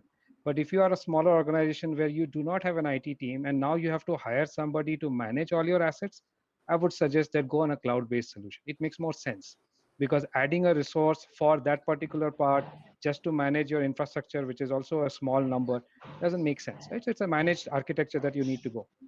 See, we, like I said, MSMEs are value-driven organization. And today, the best thing that I would like to just add on that people are okay for giving you outcome-based pricing, which means you don't have to put too much of skin in the game. All you have to do is go ahead and start small and see if there are returns that you get in the matter of 6 months to a year, which is a small term for an MSME for that matter, specifically manufacturing. Now, if you go into retail side, it's a different story. But if you go into manufacturing, 1 year is not a very big time. So if you think about it from that point of view, this outcome-based pricing, as well as understanding what I need to build in versus what I need to go ahead, I think it is purely a number game. If you are thinking about it, if you have an IT team already set up, my suggestion would be go ahead and train them. If you don't have an IT team set up, go ahead with cloud-based solutioning. It makes more sense. But upskilling of employees is also a challenge. So Sakit, what is your insight here? What do you think about this aspect? Uh, Before on this insight, I'll have a point like Ruchira, you mentioned about people centric, right? Centric. So I would like to bring one point on that as well. Like most often we think like that the people who are on the forefront of technology are the people from, let's say, big cities or urban areas. Like we think that those are the people who need technology the most. But in this, I think like we need to think about those rural people, rural areas people, or those people who are living in the remote areas. I think that technology actually can help much more than that, or they are the ones who are in much more need of technology like these. And if anyway SMEs can help those kind of people, or can bring technology, or can use AI or IoT, to do something for them, I guess it's not just gonna benefit those people, but it's definitely gonna benefit MSMEs, and that's a huge market for MSMEs as well, or small businesses. So that is one thing I think that uh, you know That was a very interesting insight there, and absolutely true, because with the internet penetration rate, it definitely, we cannot talk about just the urban areas. Rural areas are equally important and yeah. actually critical drivers for economic growth. So I mean, like we work in healthcare, and I can say like a doctor will go to a rural area, so we have to find some solution, where technology, we can use technology, or like telemedicine or something like that. And if we can reach those people, that's definitely going to help India improve. And I think MSMEs play a very big role in improving India. And like Amit brought up the China thing, that how they are doing good. And I think for India, because 70% of population is that rural population, so that's a big sector. Definitely. So, Thiru, I'd like to come to you for this question. Digital tools can boost employee productivity. So, how can we build a hybrid yet secure workplace to ensure a productive workforce? And in that process, enable MSMEs to get maximum ROI on their technology investment? Yeah, I mean, it's a great question, Ruchira. I think one of the things at Dell we are very passionate about is building a digital workplace. As the pandemic kicked in and we had to put all 130K employees securely from their home to work and connect with us, we had to embrace on the journey of building a digital workplace, right? So at heart, it's all about putting a simple device management practices in place. So we leveraged our own product, which is Unified Workplace, to kind of build that single consistent experience, right? So that's how we went about doing it. But we did realize that we can't put all 130K employees of Dell in one bucket. So we created a persona strategy where we grouped them into three sections, which are anchored roles, which need to come to office, hybrid roles or the mobile roles, and the remote and people working from home.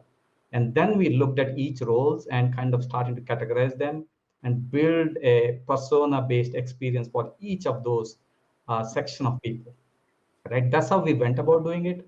And then of course we leverage the integrated insights which comes from those devices. We also have smart technology within the devices which tells us how we can proactively provide the support experience. Of course, the one last thing I would say is the security aspect of it. And you know very well the large corporate network and VPNs are the constraint today, right? So we had to build in security protocols to kind of address those and make it embedded in the way we think about bringing that experience to our end users. So that's how we went about doing it. So net what we established is the connected experience, and our objective was very clear. It's not just about the product and provisioning and giving that experience, but it's all about encompassing that experience to the employees. Thank you. Thank you, Thiru, for that insight. But Amit, what do you think? How can we ensure that MSMEs get maximum ROI on their investment? Because that's what we were previously talking about. The biggest challenge for MSMEs is to actually allocate budgets during these tough times. No, completely agree with you. Budget is challenging. Money definitely is coming a little difficult to come by. But like I said, outcome-based pricing is something that a lot of people are ready to offer, which essentially means that with minimal investment, you can go ahead and start your journey without spending too much. Like you don't have to go ahead and buy a very bulky instrument or a very bulky kind of solutioning. You can go ahead and start small. Nothing difficult. The moment you start your digital journey, the moment you see value in each of your different aspects, let's say that if your energy efficiency is not enough, or your, like I said earlier, if you don't know why is your systems down or your machines down, do you know any reason about it? All of those different small aspects, if you bring them together, you start your journey. We believe in one in principle. So data is the new oil. That means data is extremely critical. So ensuring that this data is something that you keep properly, where you go ahead and go back to it and make decision making, add AI tools, ML tools later on top of that data, that's fine. You don't have to go ahead and start with that immediately, but at least start collecting the data. Go ahead and pull things out. You will know. Once you know, there are a lot of things that you can just go ahead and do it. All right. So Akhilesh, MSMEs that adopted e-commerce have reported 27% higher revenue growth than their offline partners. But as we were discussing, even if they wish to embrace digitization, they do face various challenges like investing in cloud services, and cybersecurity, of course, comes with a certain costs implication. And also they have their own operational challenges. So what are your thoughts in this regard? And how can they overcome these challenges? Sure. A couple of things, Richard. It's a much wider question. So first and foremost, I think the MSMEs have to understand that technology has great power to amplify both positives and negatives. So as you all know, a number of MSME businesses actually run successfully on two principles: a principle of convenience and a principle of trust. And when you are on the offline medium, sometimes all your good as well as bad is limited to word of mouth. But when you are on a connected technology, then your word of mouth is the word to the word. And that kind of thing, as we all know, that the bad news travels faster and louder. So one thing which the MSMEs have to realize is that if something goes wrong in their business, either from a trust perspective or from convenience perspective, when they're online, I think the news will travel faster and farther. That's first challenge. The second challenge is because they have not necessarily had the same kind of experience of dealing with the data security and some of those matters. So I think it's important to understand the risks it can bring in. But at the same time, I'm the person who's more optimistic than otherwise. I would think that those all can be dealt with, but those must be known, addressed, and understood. The third part I would like to talk about is that you talked about productivity. There's a huge productivity gain which comes. Productivity gain comes because technology brings value, but at the same time, technology allows you to go further. This statistics which you quoted, where the e-commerce MSME enabled people are going further, is because they are not limited to their neighborhood. They have now made the global village as their operational ground. One thing which I would definitely like to highlight is that in today's time, what's more important for MSMEs is not to look at technology from the productivity it brings, but they have to look at digital as a mindset. Most of the time, the adoption of digital technology fails or does not deliver results, not because the technology was wrong, not because it was not rightly implemented. It's a mindset. So, if we continue to live in the old mindset and adopt digital technology, it is unlikely we will to not bring succeed. results. So, you need to have the digital mindset, not just that of the promoter, but also of the management team. That we have seen has been the single biggest reason between the successful MSMEs who adopt digital and not so successful. And before I actually hand it back to you, I want to ask Amit, when you say data is the new oil, is it the oil which lubricates or is it the oil which burns to create calories? Amit, would you like I to would say take that? both. I would say both. See, it's Because the energy that fuels your new growth. I'm the renewables guy. I don't like burning oil. That's why I said that. So yeah, so you think about it in this way: it's the intelligence that fuels your growth, and it also is the intelligence which allow you to sustain further, right? Oh, So it's I just would say joking. both. But you're damn true. I understand what you mean. All right. So another area that we all discussed is data privacy and exposure to digital fraud. So while large businesses can still track and protect themselves against cyber threats, associated costs or lack of awareness make these threats of cyber crimes even more difficult for MSMEs. So what measures do you think that the MSME sectors need to take to protect their business data, their consumers, and their privacy? So, Thiru, you can answer this. What is your take on this? Yeah, thanks, Ruchira. So I think I'll tell you how we went about doing it. See, I think creating a zero trust environment was essential. As I already alluded, the legacies environments had its own challenges. Right? The transition to a more flexible work and work from home has changed how the cyber security need to be viewed. So it actually amplified, and the potentials of vulnerabilities have increased, right? So again, as we wanted to keep the environment very simple, I mean, we started with the workspace one as one endpoint secure solution, and we integrated that into Carbon Black, and that gave us the security to the endpoint devices. And in all our corporate devices, corporate systems, we went about addressing the vulnerabilities on a war foot, right? That's how we went about doing it. But again, the advice I have is to look at all possible areas of your existing tool sets and areas which are the processes which you want to revisit with the new lens. Great. So, Amit, would you like to add to this? What are the measures Sure. that MSMEs need to take for a Yeah. risk-free framework? See, I think we are all phone users. We all very understand how things are working nowadays. All your contacts are backed up. All your emails are backed up. All your critical data is backed up. We all understand that particular part. So if you change from, let's say, one version of the phone to the other version of the phone, all of that data is there with you. All you have to ensure is that you do the backups properly in a secure location and keep it backed up. If you are running through those kind of small, very simple things of running the latest, greatest pieces of software, if you are ensuring that you have the right amount of backup that is running, you have data resiliency available to you. You will lose few dates, a few bits and bytes here and there, but you will not lose a major chunk. Now, ransomware, we all heard about it a couple of years back. It created a lot of havoc. We understand how it was attacked. People understand all of those things now, right? You understand how data is important to you. And if you can just back it up and keep it properly, you have it. All right. Thank you for that. Saket, would you like to add to this? Yeah, What is sure. your insight here?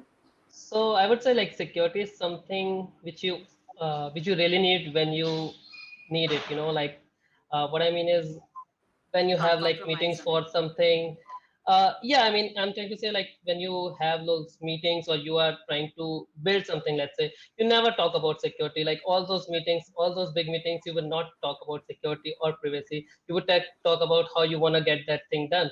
And you only think about security when you are, when, mostly when it's too late for you know. So this is something MSMEs need to change. They need to, think about it. Like at the start they should understand how important security and privacy is, and they should act accordingly. And for that I am really thankful to Dell's reliable digital infrastructure solutions, that we are able to use that. And this is how something we should do, like these small things, like you have a very good partner, have a good tech partner and advisors who can help you with those things. Because like I said, there is something you will never talk in those meetings when Until the you're, damage is already done. unless the damage is already done. Yeah. So Yes. That's true, and actually, the nature of internet is such that it's difficult to detect and identify. So you need an effective partner for this. But I would exactly. like each one of you to take this, because this is basically a question about a general overview of this landscape. That according to you, what are the two practices that MSMEs need to adopt to overcome the current challenges and adopt all kinds of digital practices across levels to accelerate the pace of digital transformation? Akhilesh, you can start. The two strategies that they need to adopt.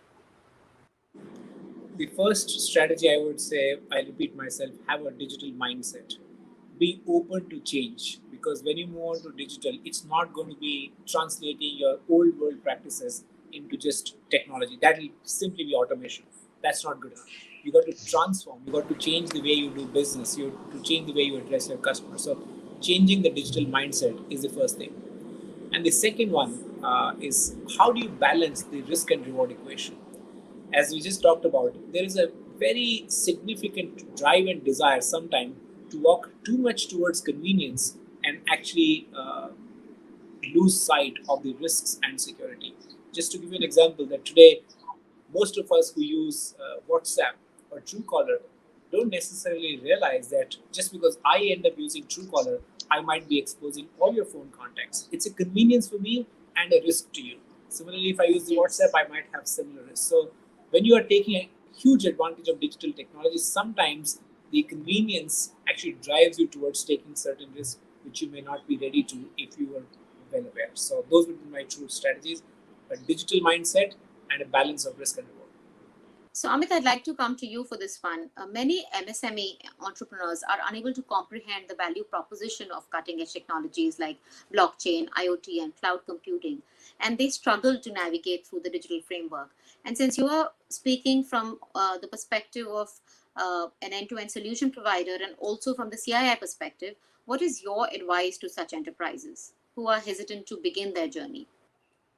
So I kind of prefer what Akhilesh just said, but just to add on, number one things, just start small, take baby steps, nothing very difficult.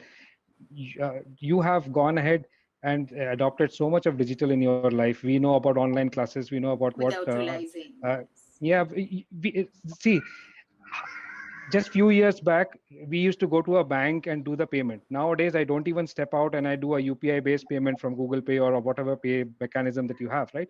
We are used to it. Human beings are very resilient. So think small, go ahead and start that particular journey with smaller steps for your digital journey.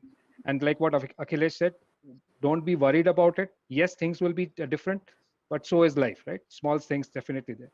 The second Absolutely. aspect that you need to do is that you need to keep your data properly, right? And you need to ensure that that's essentially what is going to help you for your next level of decision making. So keep your software proper, keep your data backed up, and you have a journey to start. Thank you, Amit. What about you, Saket? What do you think? What are the two uh, strategies from your own experience that you have adopted and benefited from those? Okay, I think Akhilesh has covered most of the points for everyone.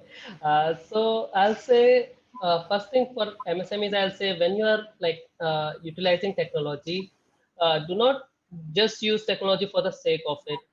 You should know the end goal of it. Like it should always make life easier for your customers. Uh, it should be very simple to use for those people. Sometimes we just add technology, but it makes things complicated. So that is something we should avoid. It should be as simple as it for the end user. You can do all the AI, IoT part, but that should be for the end user. It should be like at the back end. They shouldn't see it. All right. Second point, I would say, when we started, like for us, like the major mantra was like the people are the biggest asset. So I would still say, even with the pandemic, I would say people are your biggest asset. Your employees are your biggest asset. They are your biggest resource. So embrace technology, have them use the technology, or they should be, a technology should help them cover it, but they should, you should not think that it will replace them, or we should. So I think that is something very important. Like if you Definitely. trust your people and have them use the technology, I think that's where MSME can go ahead. Thank you, Saki. That is true. People are at the core of technology. And Thiru, Definitely. what are your insights here? Yeah, What are the key probably I might strategies not. that you would like to sum up? Yeah, probably I might not find the net new, but I'll touch upon two important ones from what I saw. Uh, One is having the right people with the right skills, with the right digital mindset, with the skill what you need to have to embrace the technology, right? I mean, you need to keep the technology simple. That's the skill the people need to possess. The number two, I think the mindset to experiment small and keep it more connected. I mean, there are tools and technologies and open source explosion. You have so many at your fingertips. You can't bring all of the complexities together. You got to think about building a solution very simple. Keep it very simple, and think about the process which that technology would serve. So that's the way I think I'll want to summarize it. Thank you. So clearly taking baby steps, have a digital mindset, have people at the center of all your decisions, and go digital, because that's clearly the way ahead. Thank you, gentlemen, for this very insightful discussion. And to sum up, the way ahead is clearly digital. SMEs are a cornerstone of economic development for our country, and they need to adopt digital practices across all levels. It is evident that they need to rethink and redesign their business models with a focus on leveraging emerging technologies and keep people at the center of this decision. Thank you all for sharing your informative insights and learnings, and thank you all for watching. Thank you very Thank you much. so much. Thank you.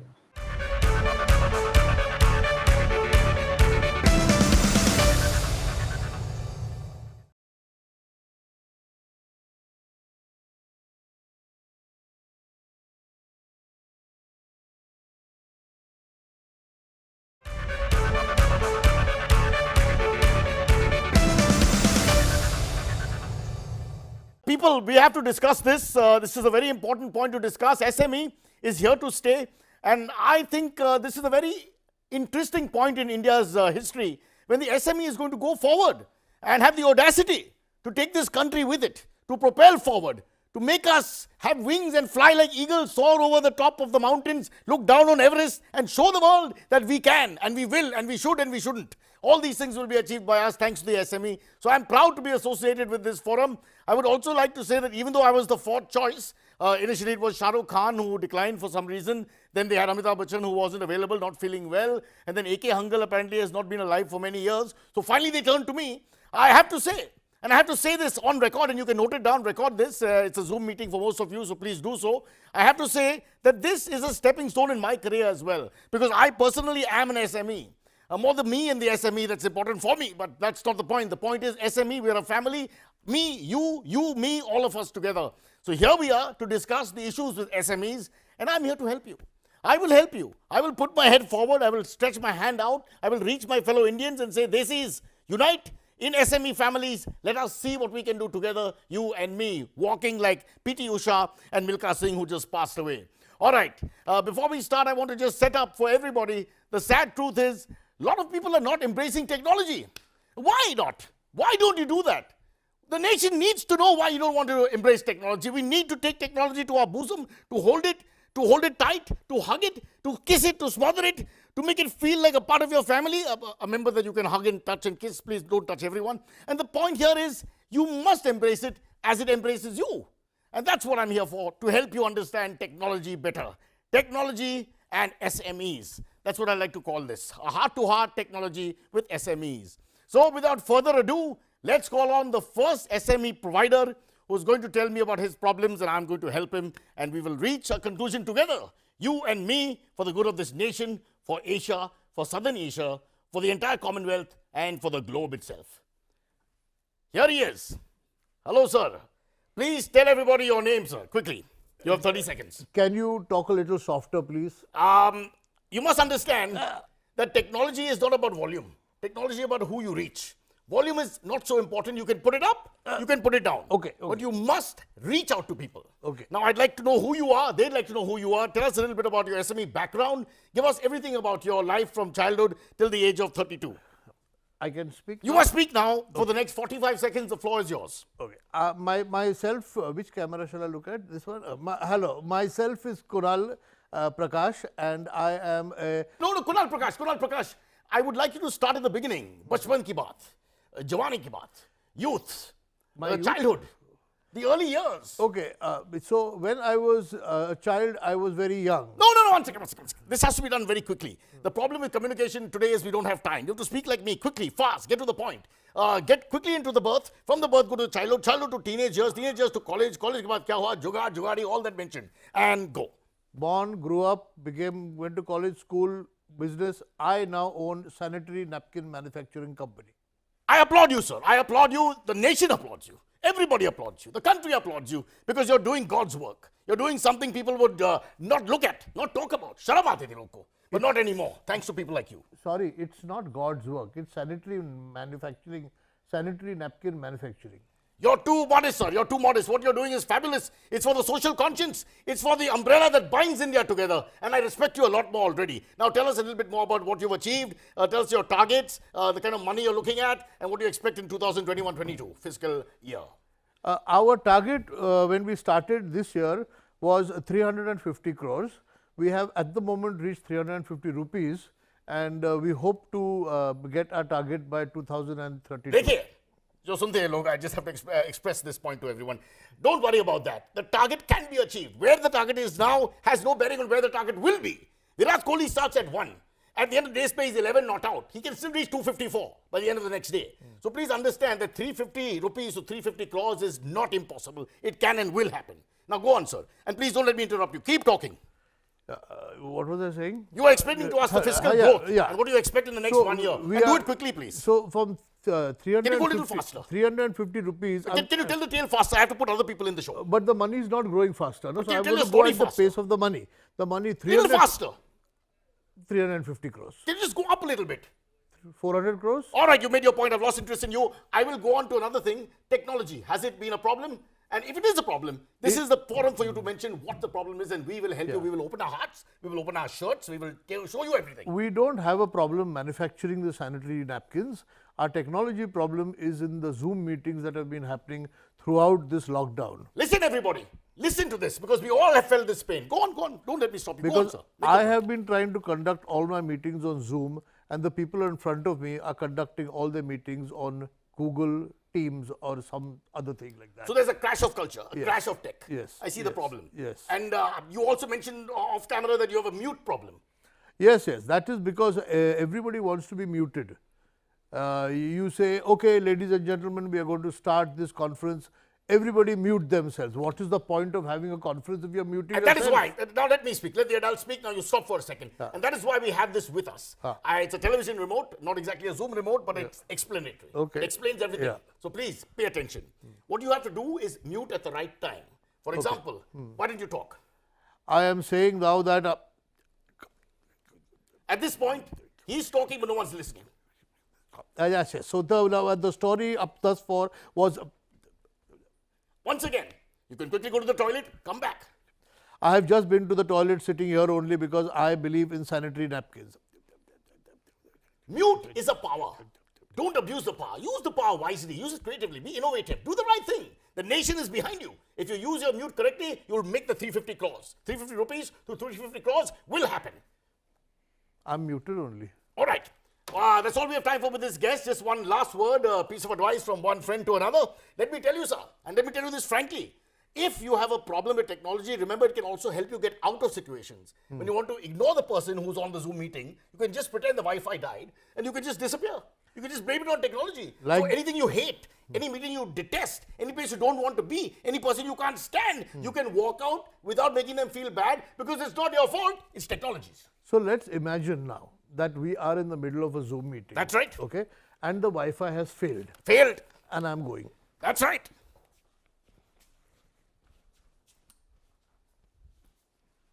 Not a problem. Next. That gentleman, ladies and gentlemen, did not show the kind of attitude I liked, but he's still part of the family, so we kept him there. We have someone more interesting coming up now. He's a national award winner, Kathakali dancer, Kuchipudi also. He does both simultaneously. Nobody has done that before in the history of our country or culture. Here he is, Mr. Pappu Kumar. Pappu Kumar, yes. How are Pappu you, Kumar. sir? I'm Pleasure, good, I'm pleasure. good. Can I comb my hair? Okay, beta, acha. Comb his hair, make him look good. Make him not as good as me, just give him a general look. Little bit of a general look. There is no difference whatsoever. And beta, put your phone off here. There's a professional commitment going on here. The SMEs we're talking to, no small people here. All right, calm down. I'm sorry about that, Pappu Kumar, but not a problem. we have got people on very low charge during COVID. Absolutely. He's not really a makeup person. Yeah, he's basically works in the toilet. So this is the first time he's touched faces and things like that. Let's move on. And here we have him, Mr. Pappu Kumar, who is the owner of a chocolate factory. Sir, can you tell us a little bit about your background, your history, your culture, where you come from, your gotra, your caste? See, when I was born, I was that born would be too far back. We don't have that much time. Let's go to age 7. Your 7th birthday. So what my happened there? 7th birthday, I was supposed to get a chocolate. No, that's not right. That's not right, sir. That's wrong. That's a very bad story. There's no twist to it. I want something which has more drama because people have paid money for this. Somewhat. Go on. See, drama actually happens when you are about to eat a chocolate, but you are not able to eat it. Right. That's why I created a chocolate. I like that. So what you're saying is that the chocolate goes from you and you lose the ability to eat the chocolate. Yes. And then you're searching for the chocolate. And that's where the drama. It's like India searching for answers. Yeah. What are the answers? Jawab kya hai? Kahan hai jawabs? Where do we find but them? actually the drama happens when you are on a Zoom meeting, like we usually nowadays do. This is what we want to talk about. And that's when your family comes and says, "Khana ready hai, khana kha lo." Happens all the time. All the time. Parcel aa gaya, parcel le lo. Parcel in the frame while you're talking to other people. Why? Sabke samne kyun karta hai? I mean, do it on the side, send a text or something like that. Don't jump into camera and talk to people. Then there are instances where your family comes and says, "Aaj bai nahi hai, jhadu maar do." I mean, sharam ki baat hai. I mean, the fact that a great man like yourself, Pappu Kumar ji, has to do the jhadu himself. But do you? I don't. And that's why my mother is saying you get married. So that somebody does the jhadu for him. Yeah. I understand where he's coming from. 2 and 2 makes 4. 4 and 4 makes 8. 8 and 8 makes 16. 2 and 5, whatever it is in Hindi, we translate it. So Very interesting. each day there is a drama. Each day there's a drama. And now the situation is such that Pappu Kumar ji is searching for a bride. Go ahead. Yes. What are you looking for? A very dark chocolate. Right? Fair enough. In terms of Bollywood actress Priyanka Chopra? She's not that dark chocolate. Right. So what you want is that what you manufacture and what you marry should be almost the same. Yes. He walks the walk. He talks the talk. He goes in the path of excellence. There's a lot to respect about that. Yes. All right. Tell us about the numbers you're trying to target. What are you trying to meet? We are targeting around 1. 1. Yes. 1. Yes. 1. 1. 1. 1. I think we've said 1 11 times, but what is 1? Pappu Kumar, you come to my show and then you start laughing pathetically like this. What is wrong with you? They'll think you're an actor. There are no actors here. These are real people. These are actual people who've come on my set. This is a man in pain. This is nervous laughter. This is laughter of fear. Laughter of trying to hide something. This is not laughter of an actor who's performing without knowing his lines. That's not the laughter. Go ahead and tell us what the laughter is. What hides behind that laughter? Tell the truth. The nation wants to know. Clear your soul. Let people know. Speak from here. Speak from inside. Andar ki baat hai. Dil khol ke baat karo. The fear to lose the chocolate. FOLMC. The fear of losing chocolate. Yes. Very good. Very interesting. Fabulous how everything is chocolate bound. And this is why his SME is going to go places, ladies and gentlemen. Because it's with him. It's with him. He eats it. He drinks it. He marries it. It's him. Everything is an analogy of chocolate. And that's a lot of respect for that. Because that's why this person's vision is bigger and better than anybody else's. But why did you laugh? Who's that chocolate? 1 sec. Was that chocolate? I apologize. I have no idea why he got up and left, but we'll just figure out what happened to Papuji. Makeup. And the next person here from the SME family, and I hope you're having a very good time because this is all about telling you that your heart is with us and my heart is with you and we share hearts. Just quickly, the gentleman coming here, this lovely man, he has climbed Mount Everest on one leg, just on a dare. Incredible person. He is also, in the history of the country, is the only person to swim using only his fingers. Not the arms, not the legs, just with the fingers. He's a great person. He has Guinness Book of Records galore. But he is an SME. He's a manufacturer. He manufactures banyans, chaddis. Chaddis are more important for him because that's where his core business is. Banyans also. So he's a support system to the country. He supports you by giving you a banyan that holds your body up and a chaddi that holds your body up. So let's meet him. Sir, Jai sir, thank you for coming. बताइए आपका सोच विचार क्या है SMEs के बारे में, आपका खुद का क्या सोच विचार है एंड बिजनेस के बारे में क्या सोच विचार है. Go ahead. सर एक मिनट आपके पास 40 सेकंड है. Your time starts now. SME तो नहीं, आपके पास अभी 35 सेकंड है. Your time starts now. SME तो बाहर बोल सकते हैं मगर वो जूम 25 सेकंड्स है अभी, तो 25 सेकंड्स में आपका पूरा कार्यक्रम या प्रेजेंटेशन अब वो जो पेश करते हैं वो 25 से 1 मिनट. अब इंटरप्ट मत कीजिए please. There is one anchor and there is one person who is with the anchor. मैं एंकर हूं, आप the extra person and go. Zoom का विंडो अब आपके पास 20 सेकंड है. चड्डी और बनियान कैसे दिखाएंगे उसमें? क्या बात करते हैं? ये चड्डी जो आपके फेस पे है ना वो निकाल दो. वो विंडो छोटा रहता है. ये चड्डी को निकाल दो. क्लैरिटी की बात है. वो विंडो रहता है छोटा. I'm trying to understand what he's trying to say, but he's choked with fear. You can see it on his face. He's scared. He's hurt. He's been betrayed by 3 women, including his own parents. Go on, sir. आप बताइए. चड्डी बनियान कैसे दिखा उसमें? वो नहीं दिखता है ना प्रॉपर. वो छोटा विंडो रहता है जूम का. चड्डी, अंडरवेयर एंड गारमेंट. आहिस्ते आहिस्ते. चड्डी और बनियान. चड्डी और बनियान. उसका छोटा सा मैन्युफैक्चरिंग है ना हमारे MSME. तो प्रॉब्लम क्या है?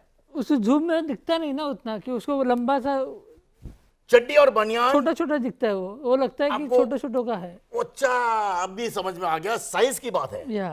आपकी चड्डी सब छोटी है और फिर किसी को देख नहीं सकते हैं जूम पे जो है के अंदर.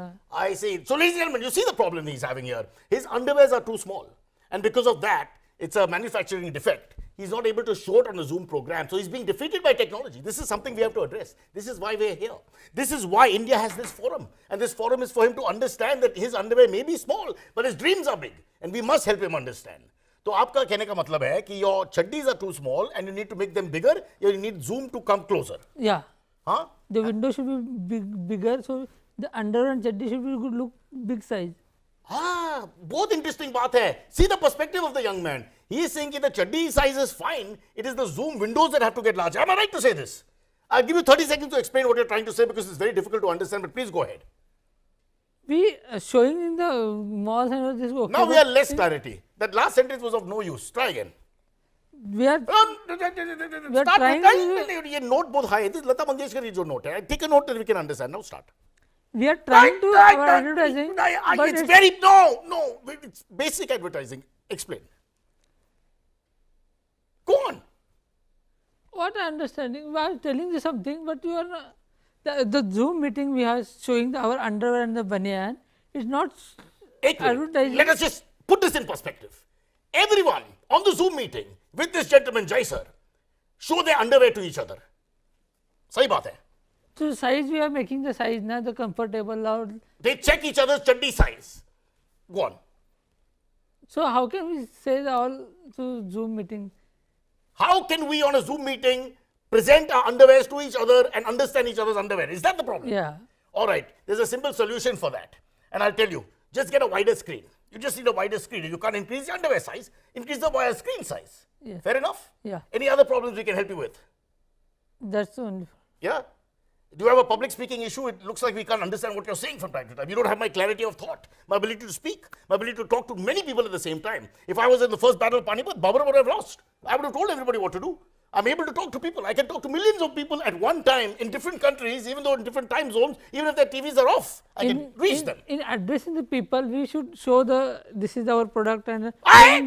No, The nation doesn't want to know about your underwear and your chutneys anymore. Enough of that. Thank you very much for being here. We've understood your point. Please note it down, participants. I if you can help this gentleman. Yes. Come. And please don't wear your chutney on your face again. It's a horrible thing to do, even during COVID. Let's see who's next. SME family, let's meet somebody who really makes me proud to be an Indian. Very proud to be an Indian. Sir, aye, sir, aye. Better, sir, better. This gentleman, Rajeshwar. Rajeshwar, let me tell you his story.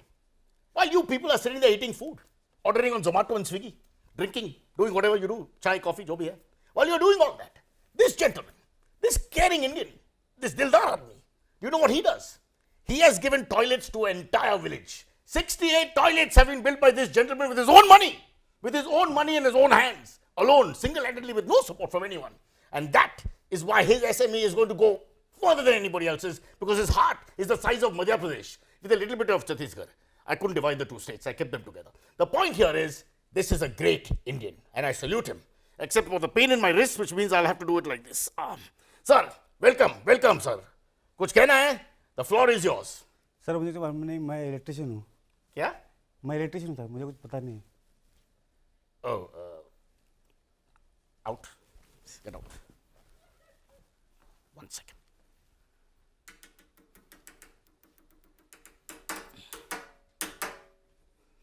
We wait for these moments. In cricket, we wait for these moments. The arrival of Gavaskar, or Tendulkar, or Virat Kohli, or even now, the Pandya brothers. We wait for the great people to come in and change the game for us. He's here. Ladies and gentlemen, you waited, I waited, we've all waited, and finally he's here. This man is going to change the way the world operates, because he's got a vision that's different. Go ahead, sir. Go ahead and make your point. Speak openly. Let the people know what you think. And what is your name? Hello, my name is Pinky Sa, and I have a very good idea. One second. Let's clarify that. Is Pinky Sa two names, or is it one name like Japanese? Like Pinky Sa, Japanese word. When I start writing, it is Pinky Sa, but it can be Pinky and Sa also. Very good. It's Pinky and Sa. He's two people, not one. No, it is two people with one name, or one people with two names also. Don't correct me. Never correct me. If you correct me, you'll be thrown off the show. So between you and me, It's look down twice. and listen to what I'm saying. Do not ever correct me. Never correct me. You will not correct me. He's a great man. Great vision. Great vision. I am in a great presence of the great man. Much Here. better. Much better. You can see, he's an intelligent man. The best man we have here is him. I have two things to say. Two very important things. One is, I don't mind the praise. Tareef karna hai to karo. Not a problem. I don't believe it's a bad thing. It's good in India if you praise people. Know where you stand. Always know where you stand. Second thing I'd like to say. And he has shaped the nation in such a way. And he's shaping, his hands are very shape giving. The shape that he gives is very aesthetic. Very good. Aesthetic. You're the only speaker I'm going to give 30 seconds extra to. Go on. Your point is well made and no one should interrupt you. Go on. And like Thakur said, Gabbar ye haath mujhe de do. I want to say the same thing. Give these hands to us. Support our initiative and give it shape. Of course. If you let me speak for a while now. If you let me take a turn to speak, because I'm here to speak. So let me speak for a second. I would like to say we are here to help you. This is what this whole forum is about. This convention is for people to help each other. लोग जो बैठे हैं, जो खड़े हैं, जो उसके पीछे जो है, जो परिवार है, जो दीवार है, जो उसके पीछे जो दीवार है, वो उसके दीवार के पीछे जो परिवार है, they're all with you, we're all together, we're all one. So we will help you. Name it. बहुत खिड़की है. Lots of windows. Good joke. Go on. बहुत खिड़की है. पर हमको इनका खिड़की नहीं चाहिए, हाथ चाहिए, क्योंकि हमको शेप लेना है, शेप, और इनका सपोर्ट चाहिए. तो थोड़ा शेप मिलेगा इनसे तो अपन बहुत सही हो जाएगा. धंधा एकदम चौकस है अपने पास, आइडिया एकदम चौकस है, मतलब तीन दुगनी रात चौगनी. Sir, let me speak. I feel this conversation has taken a turn for the worse. I think you misunderstand. When I say we are there to help you, Divar, Parivar, jo bhi hai, we are there to help you. We are there to help you morally, spiritually, to uplift you with words, with hugs, with tone, with volume, but not exactly with money. That's not our thing. We can't give money. We can't personally hand out money. That's not our job. Moral और spirit नहीं चाहिए, बहुत है अपने पास. अपने को रोकना चाहिए. Case. Only case. That won't happen. No, and by touching the anchor, you're not going to get money. No, case. I'm requesting you nicely without losing my temper. In front of everybody. Let the nation see this. Let everyone know whose side I'm on. Don't do that. Never do that. Never touch the anchor. Don't touch people. You're not supposed to touch people. Touching is against our constitution. And with COVID, it's even doubly against our constitution. Don't touch. You're not getting anything. You're not here just to praise somebody and get money for that. We don't operate like that. Nobody operates like that. Let me warn you. All right. Anything else that you want to say? What about case? What? Case. You want a case? All right, all right. I'll tell you what, people just take a break for 30 seconds. Case, many case. I'll deal with it. I'll deal with it. Just give me a second. Just deal with it. In many cases. Yes. Just 1 second. It's been a great evening, ladies and gentlemen. I salute you. We salute you, brave hearts, for coming out here and telling your stories and discussing things. With that kind of dialogue, we can take this thing much further than ever before. I thank you. And as we end this evening or afternoon or morning, depending if you're in Japan or South America, while you do this Zoom call, as we end this, I have to tell you, we have a par excellence chief guest to take us out. An amazing man who may or may not be the next minister to represent the SMEs. I'm not sure what his real name is. His surname is also Rane, but his first name is a little different. Let me just check. What is his first name? Naru One Rane, to take us out of this exclusive. Here he is, sir, talking to the industry about the industry. A few words. Sir, please, a few words. बहुत मेहनत के बाद, बहुत time के बाद हम minister बन गया है. हमारे लिए स्पीड सीट रिजर्व किया था. ये एसएमई लोग तुमको कांग्रेचुलेशन नहीं, तुम हमको कांग्रेचुलेशन करो, क्योंकि हम अभी बहुत साल के बाद मिनिस्टर हो गया है. हम रिजर्वेशन करेगा हमारा सीट का. Thank you, but it wasn't very clear, sir. I don't want to correct you. I don't want to point fingers, but I felt you didn't come to the party. I wanted more from you. I expected more from you. I didn't get what I wanted. I felt shortchanged. I called you earlier. I spoke to you. तुम चुप बैठो. मैं कितना बार बोलता है चुप बैठो. तुम कौन होता है तुम हमको पूछने वाला? इसको निकालो रे निकालो इसको. निकालो. वो झाका किधर है? झाका को लाओ इधर. इसको निकालो. Zaka? You want Zaka? I can give you Zaka. I can do Zaka. Zaka is not a problem. If that's what you want, ladies and gentlemen, we'll give you Zaka. You want Zaka? Here's Zaka. Zaka. I'm Zaka now. Zaka. End with my close.